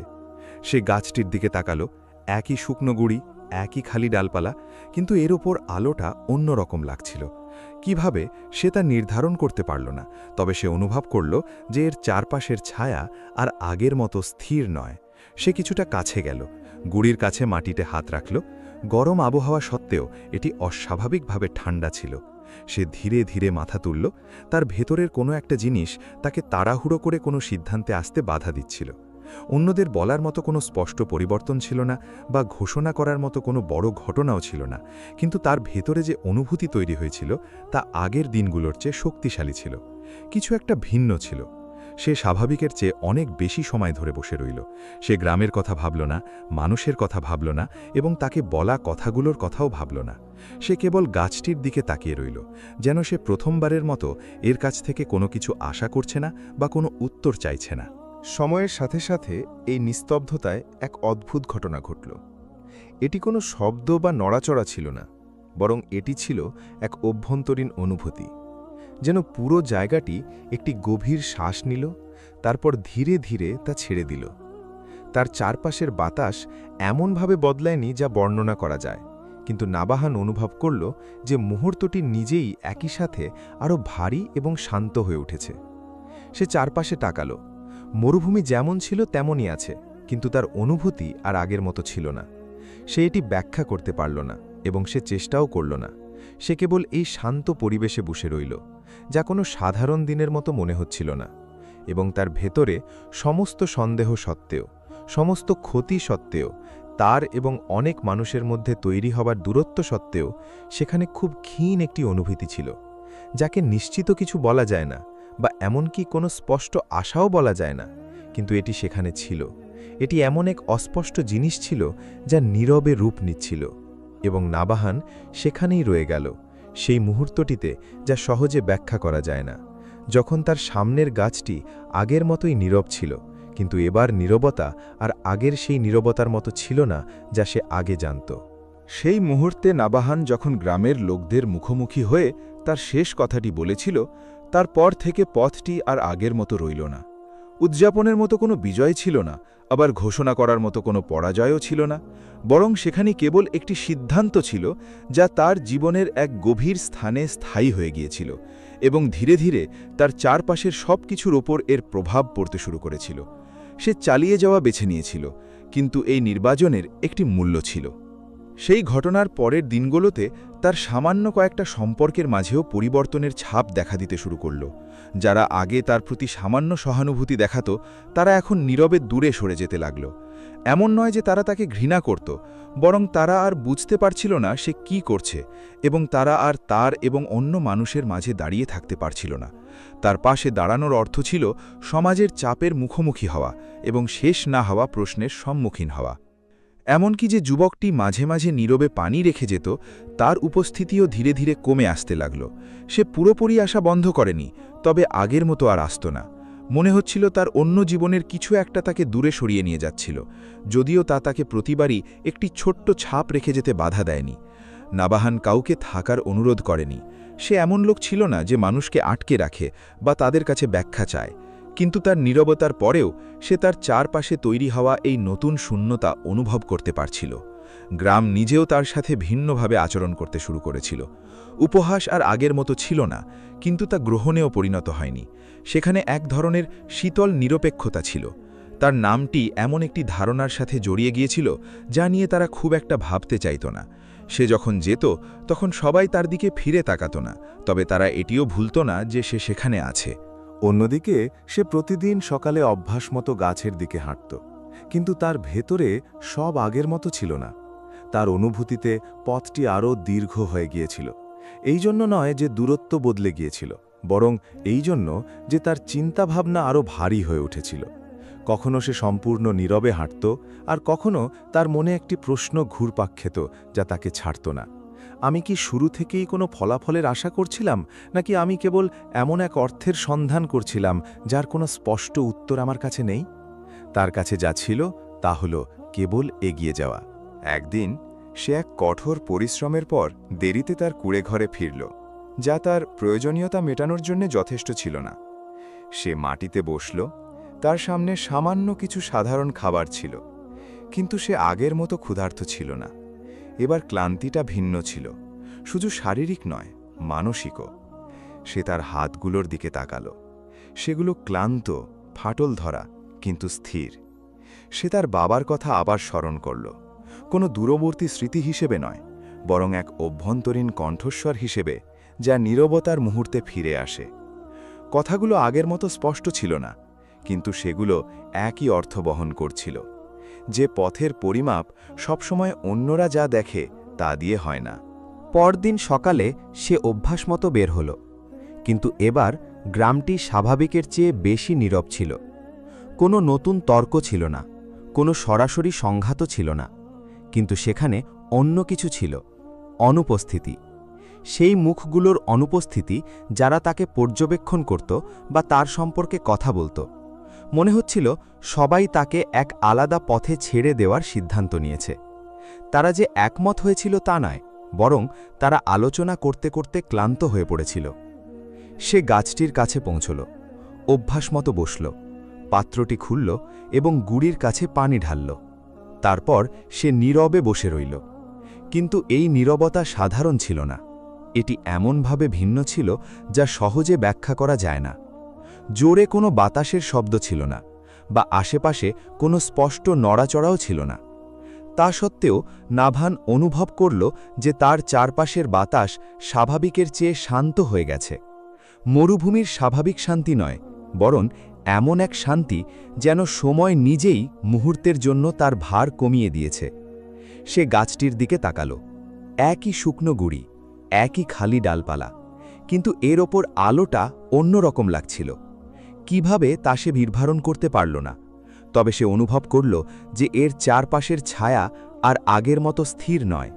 সে কিছুটা কাছে গেল, গুড়ির কাছে মাটিতে হাত রাখল। গরম আবহাওয়া সত্ত্বেও এটি অস্বাভাবিকভাবে ঠান্ডা ছিল। সে ধীরে ধীরে মাথা তুলল। তার ভেতরের কোনো একটা জিনিস তাকে তাড়াহুড়ো করে কোনো সিদ্ধান্তে আসতে বাধা দিচ্ছিল। অন্যদের বলার মতো কোনো স্পষ্ট পরিবর্তন ছিল না, বা ঘোষণা করার মতো কোনো বড় ঘটনাও ছিল না, কিন্তু তার ভেতরে যে অনুভূতি তৈরি হয়েছিল তা আগের দিনগুলোর চেয়ে শক্তিশালী ছিল। কিছু একটা ভিন্ন ছিল। সে স্বাভাবিকের চেয়ে অনেক বেশি সময় ধরে বসে রইল। সে গ্রামের কথা ভাবল না, মানুষের কথা ভাবল না, এবং তাকে বলা কথাগুলোর কথাও ভাবল না। সে কেবল গাছটির দিকে তাকিয়ে রইল, যেন সে প্রথমবারের মতো এর কাছ থেকে কোনো কিছু আশা করছে না বা কোনো উত্তর চাইছে না। সময়ের সাথে সাথে এই নিস্তব্ধতায় এক অদ্ভুত ঘটনা ঘটল। এটি কোনো শব্দ বা নড়াচড়া ছিল না, বরং এটি ছিল এক অভ্যন্তরীণ অনুভূতি, যেন পুরো জায়গাটি একটি গভীর শ্বাস নিল, তারপর ধীরে ধীরে তা ছেড়ে দিল। তার চারপাশের বাতাস এমনভাবে বদলায়নি যা বর্ণনা করা যায়, কিন্তু নাবাহান অনুভব করল যে মুহূর্তটি নিজেই একই সাথে আরও ভারী এবং শান্ত হয়ে উঠেছে। সে চারপাশে তাকাল। মরুভূমি যেমন ছিল তেমনই আছে, কিন্তু তার অনুভূতি আর আগের মতো ছিল না। সে এটি ব্যাখ্যা করতে পারল না, এবং সে চেষ্টাও করল না। সে কেবল এই শান্ত পরিবেশে বসে রইল, যা কোনো সাধারণ দিনের মতো মনে হচ্ছিল না। এবং তার ভেতরে সমস্ত সন্দেহ সত্ত্বেও, সমস্ত ক্ষতি সত্ত্বেও, তার এবং অনেক মানুষের মধ্যে তৈরি হওয়া দূরত্ব সত্ত্বেও, সেখানে খুব ক্ষীণ একটি অনুভূতি ছিল, যাকে নিশ্চিত কিছু বলা যায় না, বা এমনকি কোনো স্পষ্ট আশাও বলা যায় না, কিন্তু এটি সেখানে ছিল। এটি এমন এক অস্পষ্ট জিনিস ছিল যা নীরবে রূপ নিচ্ছিল, এবং নাভান সেখানে রয়ে গেল সেই মুহূর্তটিতে, যা সহজে ব্যাখ্যা করা যায় না, যখন তার সামনের গাছটি আগের মতোই নীরব ছিল, কিন্তু এবার নীরবতা আর আগের সেই নীরবতার মতো ছিল না যা সে আগে জানত। যে বছরগুলো ভারী নীরবতার মধ্যে কেটেছিল, সেতে কেবল নাভানের মধ্যেই পরিবর্তন আসেনি, বরং তার চারপাশের মানুষের দৃষ্টিভঙ্গিতেও পরিবর্তন এসেছিল।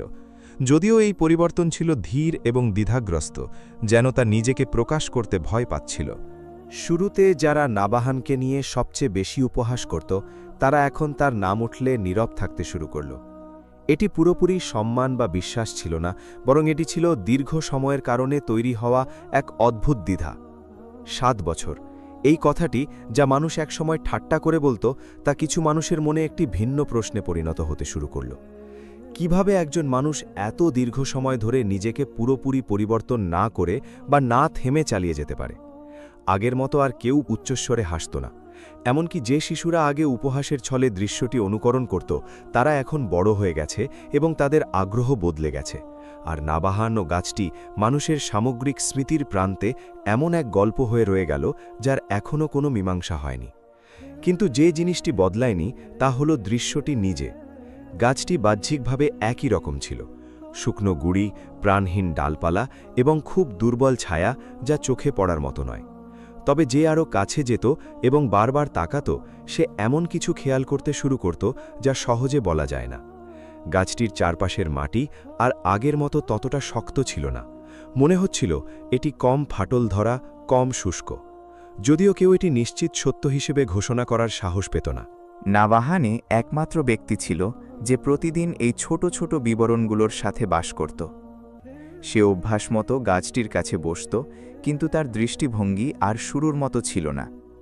সে আর কোনো বড় লক্ষণ বা হঠাৎ ঘটা কোনো ঘটনার খোঁজ করত না। সে কেবল নীরবে পর্যবেক্ষণ করে তৃপ্ত ছিল, যেন তার এবং জায়গাটির মধ্যকার সম্পর্কটি এত গভীর হয়ে গিয়েছিল যে এটি দৃশ্যমান ফলাফল দিয়ে মাপা যায় না। কিছুদিন সে অনুভব করত যে গুড়ির চারপাশের বাতাস কিছুটা ভিন্ন।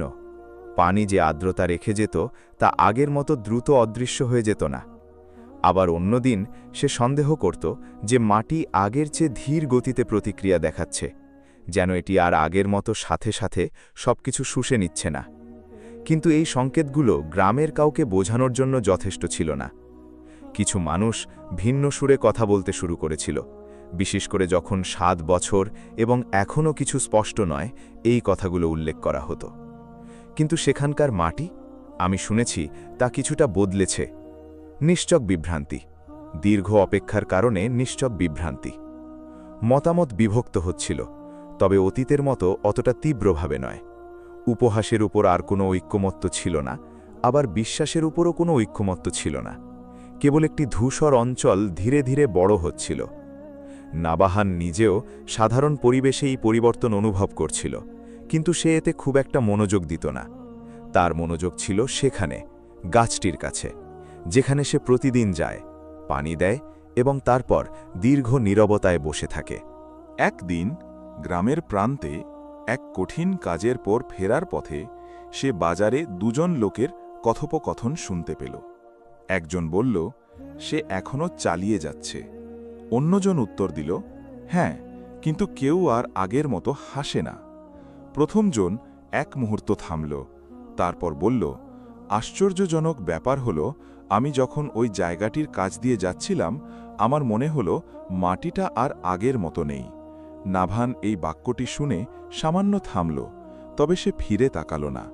সে অন্যদের কাছ থেকে স্বীকৃতি খুঁজছিল না, কিন্তু সে খেয়াল করল যে কথাগুলো একসময় উপহাসের সুরে বলা হতো, এখন সতর্কতার সাথে বলা হচ্ছে। সে রাতে সে তার কুঁড়ে ঘরে বসে গত হওয়া বছরগুলোর কথা ভাবছিল।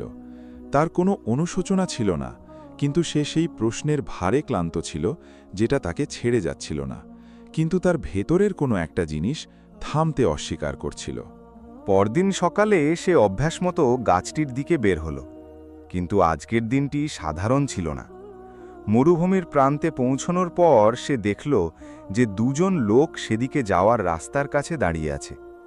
এত সকালে তাদের সেখানে দেখাটা স্বাভাবিক ছিল না।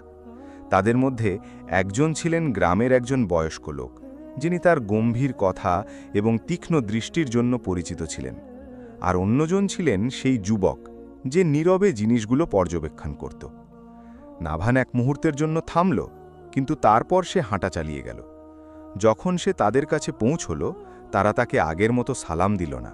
পরিবেশটা ভিন্ন ছিল। বয়স্ক লোকটি সরাসরি বলল, আমরা তোমাকে দেখার জন্যই অপেক্ষা করছিলাম।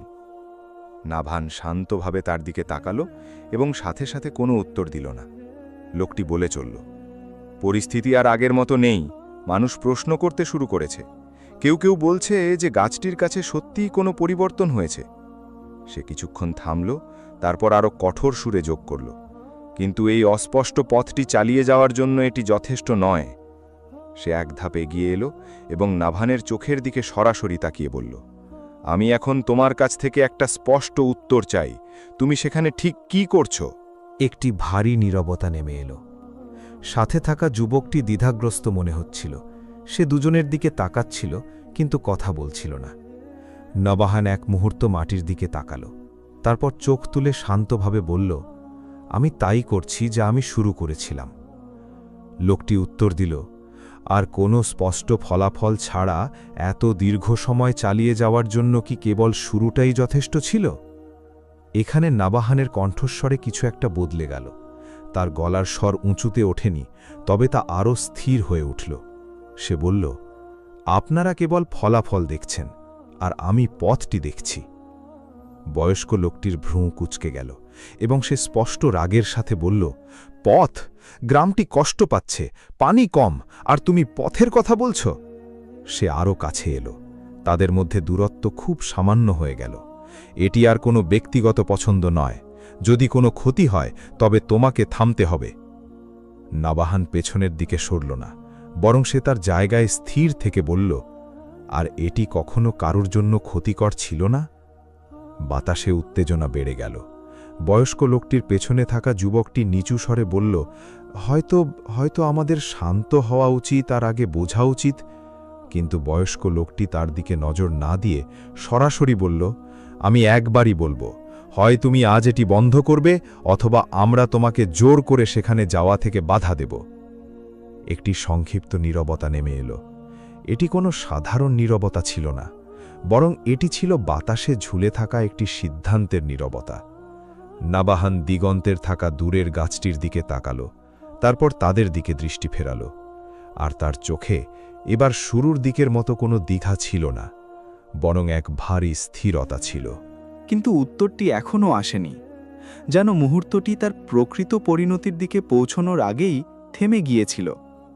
মরুভূমির প্রান্তে শুরু হওয়া এই উত্তেজনাটি কেবল কোনো ক্ষণস্থায়ী মতবিরোধ ছিল না, বরং এটি নাবাহানের জীবনের এক সম্পূর্ণ ভিন্ন পর্যায়ের সূচনা ছিল। বয়স্ক লোকটির সাথে সেই সংঘাতের পর এটি স্পষ্ট হয়ে গেল যে গত কয়েক বছরের দীর্ঘ ধৈর্য এখন এক নতুন প্রান্তে এসে পৌঁছেছে। আর সংঘাতটি কেবল একটি গাছ নিয়ে ছিল না, বরং এটি এমন এক ধারণা নিয়েছিল যাকে আর সহজে এড়িয়ে যাওয়া বা ধারণ করা সম্ভব হচ্ছিল না। পরবর্তী দিনগুলিতে গ্রামটি আরও বেশি কঠোরতার সাথে বিষয়টি নিয়ে আলোচনা করতে শুরু করল। কেউ কেবল কথা বলা বা দৃষ্টি দেওয়ার মধ্যেই সীমাবদ্ধ রইল না, বরং যা ঘটছে তা থামানোর জন্য বাস্তব পদক্ষেপ নেওয়ার চেষ্টা দেখা দিতে লাগল। এমন একটি ক্রমবর্ধমান অনুভূতি ছিল যে নাবাহান যদি তার পথ চালিয়ে যায়, তবে খরার এই সময়ে যখন প্রতিটি ফোঁটা পানি সতর্কতার সাথে হিসাব করা হয়, তা সমাজের মধ্যে আরও বড় উত্তেজনার কারণ হতে পারে। কিন্তু নাবাহান পিছু হটল না। সে অভ্যাস মতো সকালে বের হতো, তার পানির পাত্রটি নিত এবং মরুভূমির দিকে হাঁটত। তবে এবার তার পদক্ষেপগুলো আরও ভারী ছিল, কেবল শারীরিক ক্লান্তির কারণেই নয়, বরং সেই চাপের কারণেও যা এখন প্রতিটি মুহূর্তে তার সঙ্গী হয়েছিল। গাছের দিকে যাওয়ার পথটি আর কেবল একটি দৈনন্দিন অভ্যাস ছিল না, বরং তা এক অভ্যন্তরীণ জিনিসের প্রতিদিনের পরীক্ষা হয়ে দাঁড়াল, যা কেউ দেখতে পায় না।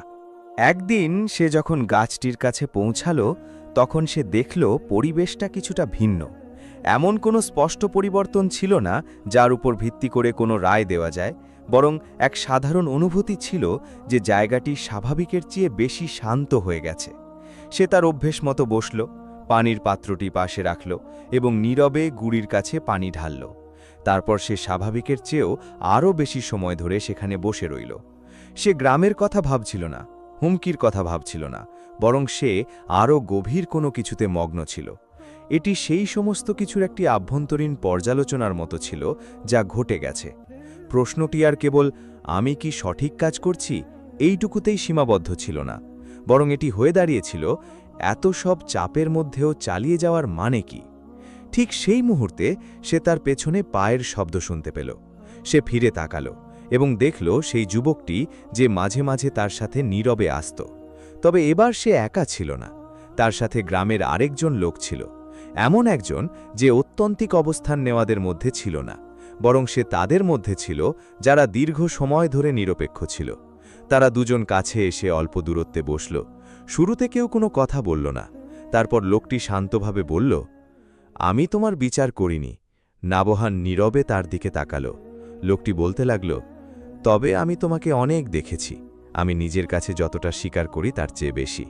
সে কিছুক্ষণ চুপ করে রইল, তারপর বলল, শুরুতে আমি ভেবেছিলাম ব্যাপারটা শুধু জেদ বা বাস্তবতা থেকে পালানো। তারপর সে চোখ দিয়ে গাছের দিকে ইশারা করে বলল, কিন্তু কিছু একটা আমাকে আবার ভাবতে বাধ্য করেছে। যুবকটি মাটির দিকে তাকিয়ে নিচু স্বরে বলল, এমনকি আমিও আর নিশ্চিত নই যা কিছু আমি বিশ্বাস করতাম তা নিয়ে। একটি সংক্ষিপ্ত নীরবতা নেমে এলো। এটি কোনো স্পষ্ট সমর্থন ছিল না, কিন্তু এটি প্রত্যাখ্যানও ছিল না। সমীকরণে এটি একটি নতুন জিনিস ছিল। তবে গ্রামের অন্যদিকে সবাই এই মেজাজে ছিল না। সেই বয়স্ক লোকটি যে আগে নাবাহানের মুখোমুখি হয়েছিল, সে অনুভব করতে শুরু করেছিল যে পরিস্থিতি তার নিয়ন্ত্রণের বাইরে চলে যাচ্ছে। বিষয়টি আর কেবল একটি ব্যক্তিগত আচরণের মধ্যে সীমাবদ্ধ ছিল না, বরং এটি এমন একটি বিষয় হয়ে দাঁড়িয়েছিল যার সমাধান হওয়া প্রয়োজন ছিল এর আগে যে তা আরও ছড়িয়ে পড়ে। সে মনে করত যে খরার এই সময়ে এই অবস্থা চলতে দেওয়া গ্রামের মধ্যে বিশৃঙ্খলার দরজা খুলে দিতে পারে। সেদিন সন্ধ্যায় নাবাহানের কাছে একজন লোকের মাধ্যমে একটি পরোক্ষ বার্তা পৌঁছালো, যদি এটি চলতে থাকে তবে তোমাকে মরুভূমিতে পৌঁছাতে বাধা দেওয়ার জন্য পদক্ষেপ নেওয়া হবে। এটি কোনো সরাসরি সহিংস হুমকি ছিল না, তবে এটি যথেষ্ট স্পষ্ট ছিল। নাবাহান কোনো মন্তব্য করেননি তা শুনে। সে তর্ক করেননি এবং উত্তর দেওয়ারও চেষ্টা করেননি। সে কেবল চুপ রইল। কিন্তু সেই রাতটি অন্য রাতের মতো ছিল না। সে দেরিতে তার কুঁড়ে ঘরে ফিরল এবং ভিতরে বসল, চারপাশের অন্ধকারে ঘেরা অবস্থায়। দেওয়ালে থাকা একটি ছোট ফুটো দিয়ে আসা মৃদু আলো ছাড়া আর কোনো আলো ছিল না।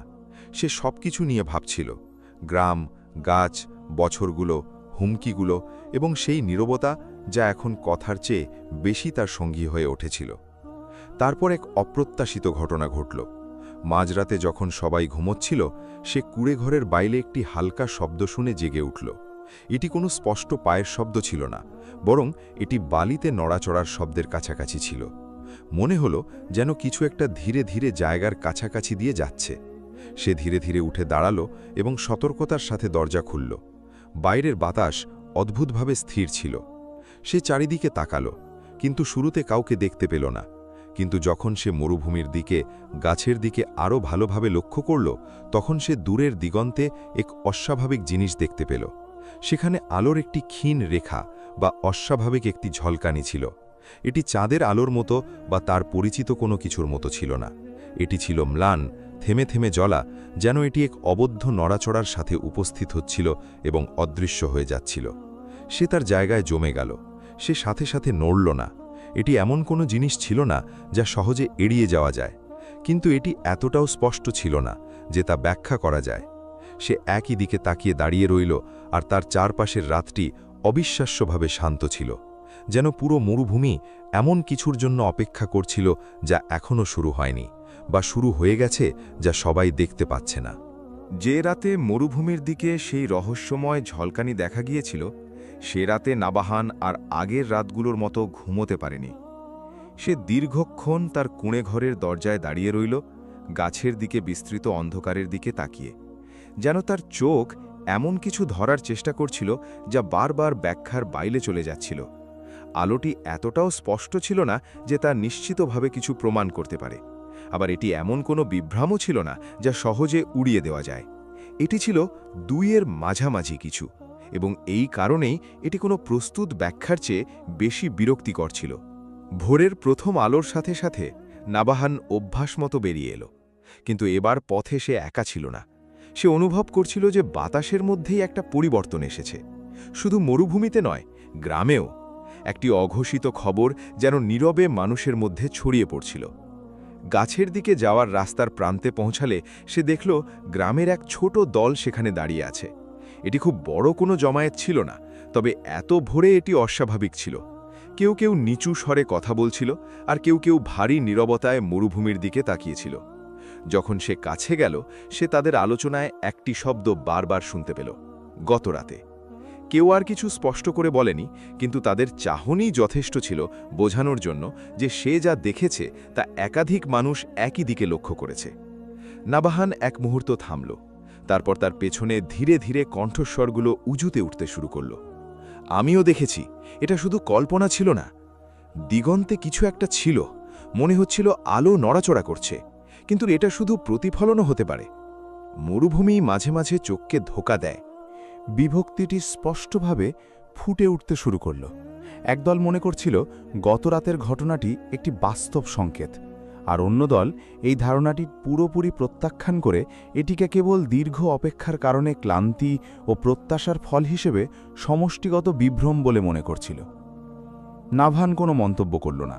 সে তার চেনা পথে হাঁটছিল, কিন্তু তার মন ততটা শান্ত ছিল না যতটা সে দেখানোর চেষ্টা করছিল।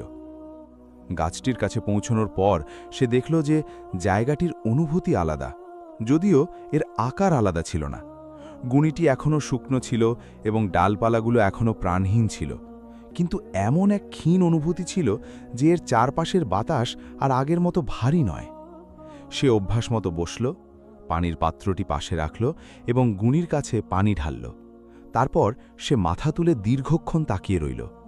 সে কোনো স্পষ্ট লক্ষণের খোঁজ করছিল না, বরং সে বোঝার চেষ্টা করছিল যে রাতে সে যা দেখেছে তা কেবল কাকতালীয় ছিল নাকি এমন কোনো কিছুর শুরু যা এখনও অসম্পূর্ণ।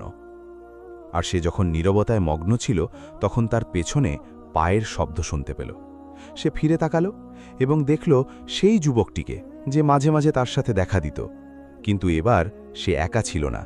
তার সাথে সেই লোকটিও ছিল যে গত কয়েকদিন ধরে সন্দেহ ও ভিন্ন চিন্তার দিকে ঝুঁকছিল। তারা দুজন কাছে এসে নীরবে বসল। তারপর লোকটি নিচু স্বরে বলল, আমি আজ রাতে ভালো করে ঘুমাতে পারিনি। নাভান কোনো মন্তব্য করল না। সে তার দিকে তাকালো। লোকটি বলতে লাগল, আমি কিছু একটা দেখেছি বা হয়তো কল্পনা করেছি, কিন্তু আমি একা নই। তারপর সে মরুভূমির দিকে ইশারা করে বলল, আরও মানুষ নিশ্চিত করছে যে তারা একই আলো দেখেছে। সে এক মুহূর্ত চুপ করে থেকে বলল, কিন্তু অন্যদিকে এমন মানুষও আছে যারা উপহাস করছে এবং বলছে যে আমরা আমাদের মস্তিষ্ক হারিয়েছি। যুবকটি শান্ত স্বরে যোগ করল, গ্রামটি আসলেই বিভক্ত হতে শুরু করেছে। নাভান সাথে সাথে কোনো উত্তর দিল না।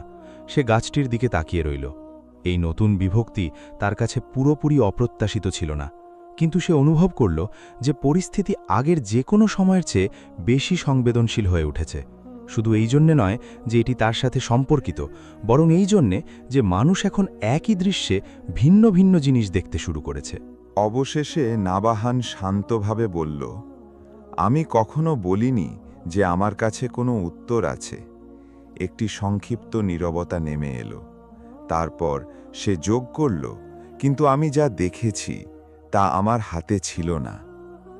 ঠিক সেই মুহূর্তে গ্রামের আরও একদল মানুষ সেখানে আসতে শুরু করল। তারা কেবল উৎসাহী বা সন্দেহবাদী ছিল না, বরং এমন কিছু কৌতূহলী মানুষ ছিল যারা খবর শুনে নিজেদের চোখে দেখতে এসেছিল। জায়গাটি ধীরে ধীরে একটি পর্যবেক্ষণের জায়গায় পরিণত হল। সবাই গাছটির দিকে তাকিয়ে আছে, সবাই অপেক্ষা করছে, কিন্তু স্পষ্টভাবে কিছুই ঘটছে না। আর এখানেই আসল উত্তেজনা দেখা দিতে শুরু করল। এটি যা দেখা যাচ্ছে তার জন্য নয়, বরং যা দেখা যাওয়ার জন্য অপেক্ষা করা হচ্ছে তার জন্য। এক লোক একটু উঁচু গলায় বলল, এই সব কিছু একটা পুরনো গল্পের কারণে, এর বেশি কিছু নয়। অন্য একজন তার কথার জবাবে বলল, কিন্তু কেন আমরা সবাই একই সময়ে কিছু একটা দেখলাম? কোনো সম্মতি বা মীমাংসা ছিল না, কেবল প্রশ্নগুলোই বেড়ে চলেছিল, কোনো উত্তর ছাড়াই। নাবাহান তার জায়গায় বসে রইল, কিন্তু তার ভেতরটা শান্ত ছিল না। সে অনুভব করছিল যে রাতে শুরু হওয়া এই মুহূর্তটি শেষ হয়নি, বরং এটি দিনের আলোতেও এক অদৃশ্য উপায়ে প্রসারিত হয়েছে।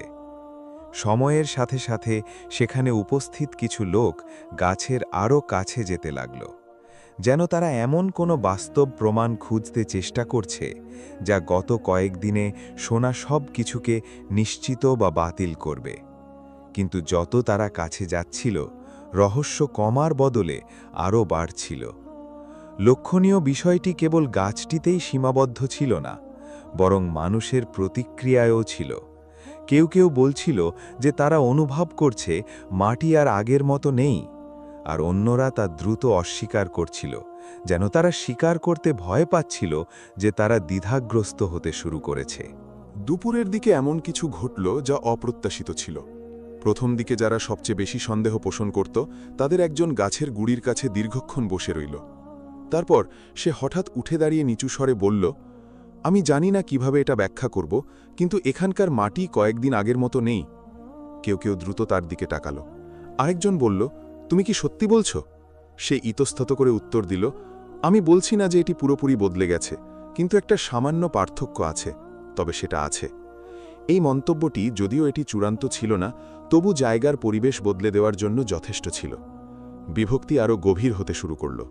কেউ কেউ এটিকে একটি প্রমাণের শুরু হিসেবে দেখল, আর অন্যরা একে দীর্ঘ প্রত্যাশার মানসিক প্রভাব হিসেবে মনে করল। নাভান নীরবে বসে রইল, কিন্তু তার ভেতরটা শান্ত ছিল না। এটা এই জন্যে নয় যে তার কাছে কোনো উত্তর ছিল না, বরং এই জন্যে যে তার চোখের সামনে যা ঘটছিল তা একটি ব্যক্তিগত অভিজ্ঞতার চেয়ে অনেক বড় হয়ে উঠেছিল। ঠিক সেই মুহূর্তে যে যুবকটি মাঝে মাঝে তার সঙ্গী হতো, সে কাছে এসে নিচু স্বরে বলল, মানুষ আর আগের মতো নেই।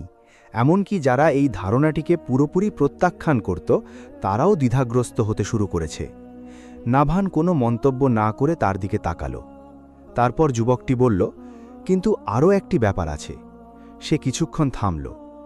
গ্রামের কিছু বয়স্ক মানুষ একটি পুরনো গল্পের কথা বলতে শুরু করেছে, যা আমরা আগে কখনো শুনিনি। নাভান প্রথমবারের মতো আগ্রহ নিয়ে মাথা তুলল। যুবকটি বলে চলল, তারা বলছে যে এই জায়গাটির নিজস্ব একটি গল্প আছে, এবং এই গাছটি আদতে কোনো সাধারণ গাছ নয়, কিন্তু বিস্তারিত কিছু স্পষ্ট নয়। এই তথ্যটি নাভানের অনুভূতির কাছে পুরোপুরি নতুন ছিল না, কিন্তু সে এখন এটি ভিন্নভাবে শুনেছে, কারণ এটি অন্য একজন ব্যক্তির কাছ থেকে এসেছে এবং একটি ভিন্ন সময়ে এসেছে। ঠিক সেই মুহূর্তে গ্রামের একজন বয়স্ক লোক মনোযোগ আকর্ষণ করার জন্য একটু উঁচু গলায় কথা বলতে শুরু করল। এই বিভ্রান্তি যথেষ্ট হয়েছে। যদি সত্যিই কিছু থাকে, তবে তা এখন স্পষ্টভাবে সামনে আসুক। আমাদের কি এই বিষয়টি শেষ করা উচিত নয়? কিন্তু সে তার কথা শেষ করার আগেই এক অপ্রত্যাশিত ঘটনা ঘটল। পুরো জায়গাটিতে হঠাৎ এক আকস্মিক নীরবতা নেমে এলো, যেন এক সেকেন্ডের জন্য বাতাস নিজেই বদলে গেছে। উপস্থিত কিছু মানুষ দ্রুত গাছের দিকে তাকালো, যদিও তারা এর প্রত্যক্ষ কারণ জানত না। তারপর এমন কিছু দৃশ্যমান হল, যা গত কয়েক বছরের মধ্যে এত স্পষ্টভাবে কখনো দেখা যায়নি। এটি কোনো সম্পূর্ণ পরিবর্তন বা অলৌকিক ঘটনা ছিল না, যা সহজে বর্ণনা করা যায়, বরং এটি ছিল দৃশ্যের একটি অতি সূক্ষ্ম বিবরণ, যা সেখানে উপস্থিত কিছু মানুষকে অজান্তেই এক পা পিছিয়ে যেতে বাধ্য করেছিল, যেন তারা এমন কিছু দেখেছিল যার জন্য তারা প্রস্তুত ছিল না। সেই মুহূর্তে প্রতিক্রিয়াগুলো পুরোপুরি মিশ্রিত হয়ে গেল। কেউ কেউ নিজে জায়গায় জমে গেল, কেউ কেউ দ্রুত কথা বলতে শুরু করল, আর অন্যরা তাকাতেই অস্বীকৃতি জানাল। অন্যদিকে নাবাহান নীরবে তাকিয়ে রইল, কিন্তু এবার তার চোখ অন্য যে কোনো সময়ের মতো ছিল না, কারণ যা ঘটেছিল তা শেষ ছিল না, বরং এটি ছিল এক অসম্পূর্ণ কিছুর শুরু, যা সেই মুহূর্ত পর্যন্ত স্থির থাকা সব কিছুকে উল্টে দিয়েছিল। সেই ছোট্ট মুহূর্তটি, যা দেখতে খুব সাধারণ মনে হয়েছিল, তা গ্রামের মানুষের মনে এত বছর ধরে গেঁথে থাকা সব কিছুকে নাড়িয়ে দিল। কেউ আর আগের মতো বিষয়টির সাথে খাপ খাওয়াতে পারছিল না। প্রশ্নটি আর এই ছিল না যে নাবাহান যা করছে তার কোনো অর্থ আছে কিনা, বরং এটি হয়ে দাঁড়িয়েছিল, আমাদের চোখের সামনে আসলে কি ঘটছে। গাছটি পুরোপুরি বদলায়নি এবং হঠাৎ করে এমন কোনো স্পষ্ট রূপ নেয়নি যে সবাই একমত হবে, কিন্তু যা ঘটেছিল তা দীর্ঘদিন ধরে থাকা অস্বীকারের দেওয়াল ভাঙার জন্য যথেষ্ট ছিল। সেই ছোট্ট বিবরণটি, যা সবাই একইভাবে স্পষ্টভাবে দেখতে পায়নি, কিন্তু তা এমনভাবে উপস্থিত ছিল যে কিছু মানুষ অজান্তেই এক ধাপ পিছিয়ে গেছিল। এটি ছিল এক বাস্তব বিস্ফোরণের শুরু, যদিও তা এখনও সম্পন্ন হয়নি। একজন লোক বিচলিত স্বরে পিছিয়ে যেতে যেতে বলল, আমি এমন কিছু দেখেছি যা আগে ছিল না। অন্য একজন দ্রুত উত্তর দিল, যেন সে নিজের অনুভূতি অস্বীকার করার চেষ্টা করছে। না, এটা শুধু একটা বিভ্রাম, আমরা অতিরঞ্জিত করছি। কিন্তু তার কণ্ঠস্বর স্থির ছিল না। নাভানের পাশে দাঁড়িয়ে থাকা যুবকটি গাছের আরও কাছে গেল। তারপর সে কিছুটা নিচু হয়ে মাটি আর গুড়ির দিকে তাকিয়ে রইল, যেন সে মুহূর্তটি অদৃশ্য হওয়ার আগে ধরে রাখার চেষ্টা করছে। সে নিচু কিন্তু স্পষ্ট স্বরে বলল, এটা আগের মতো নেই, আমি নিশ্চিত। কোনো ঐক্যমত্য ছিল না, কিন্তু আর কোনো সম্পূর্ণ অস্বীকারও ছিল না।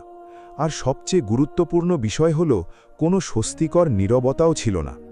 যে গ্রামটি সন্দেহের প্রান্তে দাঁড়িয়েছিল সেটি হঠাৎ করে এক নতুন পর্যায়ে প্রবেশ করল, এমন এক পর্যায় যেখানে পুরনো অজ্ঞতায় ফিরে যাওয়া আর সম্ভব ছিল না।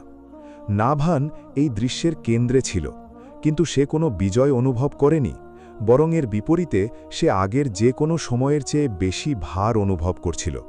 কেননা সে সেই মুহূর্তে বুঝতে পেরেছিল যে বিষয়টি আর কেবল তার আর গাছের মধ্যে সীমাবদ্ধ নয়, বরং এটি আরও বড় কিছু হয়ে উঠেছে, যা পুরোপুরি বোঝা যাওয়ার আগেই দৃশ্যমান হতে শুরু করেছে। পরবর্তী দিনগুলোতে সবকিছু খুব দ্রুত বদলে গেল, যা গ্রামের মানুষ আগে কখনো দেখেনি। জায়গাটি আর আগের মতো পরিত্যক্ত রইল না, বরং তা মানুষের প্রতিদিনের গন্তব্যে পরিণত হল।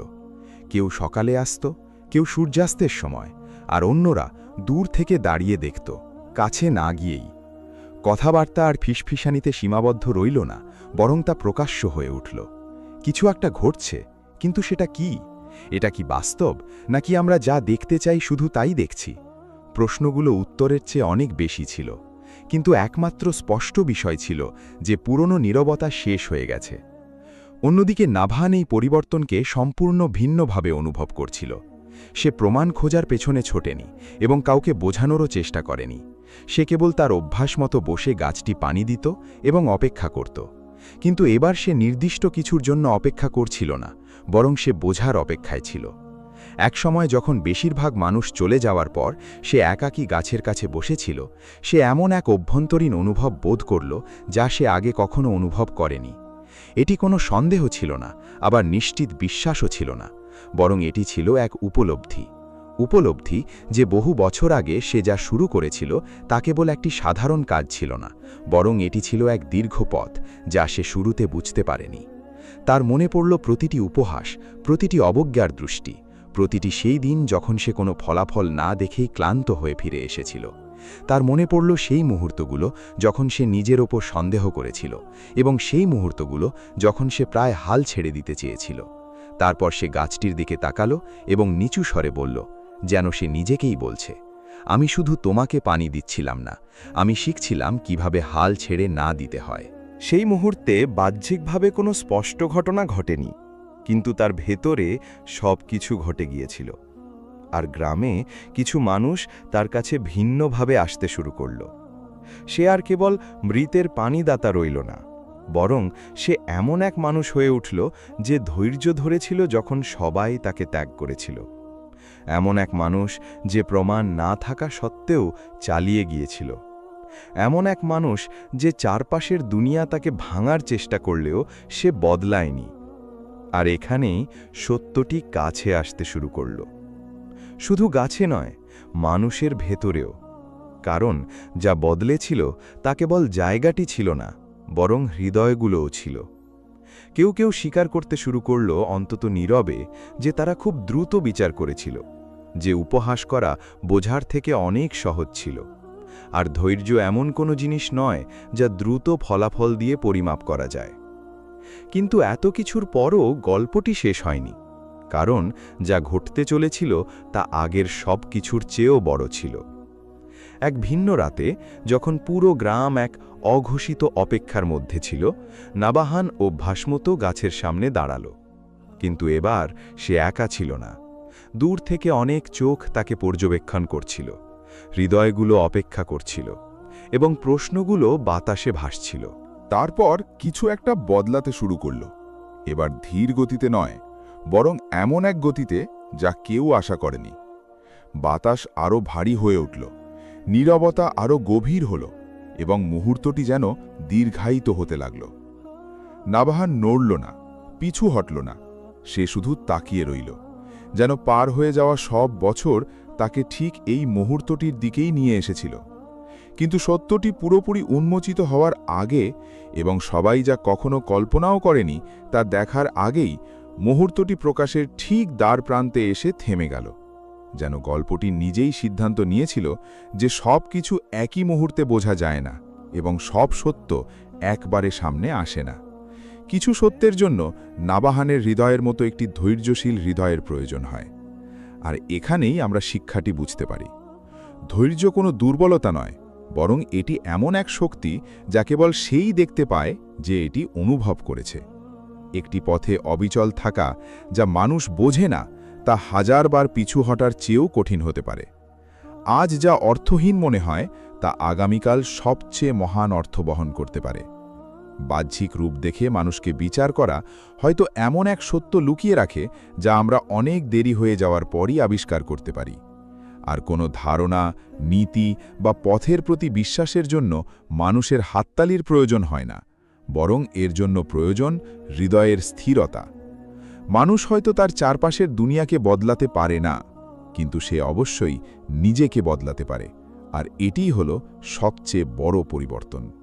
আর আপনি যদি এই পর্যন্ত পৌঁছে থাকেন, তবে আপনি কেবল একটি গল্প শোনেননি, বরং আপনি একটি যাত্রা অনুভব করেছেন। ধৈর্য, সন্দেহ, জেদ এবং অপেক্ষার এক যাত্রা। তাই মন্তব্যের ঘরে লিখতে ভুলবেন না যে আপনি নাভানের জায়গায় থাকলে কি করতেন। আপনি কি তার মতো করতেন, নাকি থেমে যেতেন? ভিডিওতে একটা লাইক দিয়ে দিন, আপনার বন্ধুবান্ধব ও পরিবারের সাথে শেয়ার করুন। কমেন্ট বক্সে লিখে জানান আপনি কোন দেশ থেকে দেখছেন এবং গল্পের কোন অংশটি আপনাকে সবচেয়ে বেশি নাড়া দিয়েছে। বেল আইকনটি প্রেস করে রাখুন যাতে নতুন নতুন ইসলামিক গল্প সবার আগে আপনার কাছে পৌঁছে যায়। আপনাদের ভালোবাসা আর দোয়াই আমাদের এই চ্যানেলকে এগিয়ে নিয়ে যায়। আল্লাহ আপনাদের সবাইকে হেফাজতে রাখুন। আল্লাহ হাফেজ।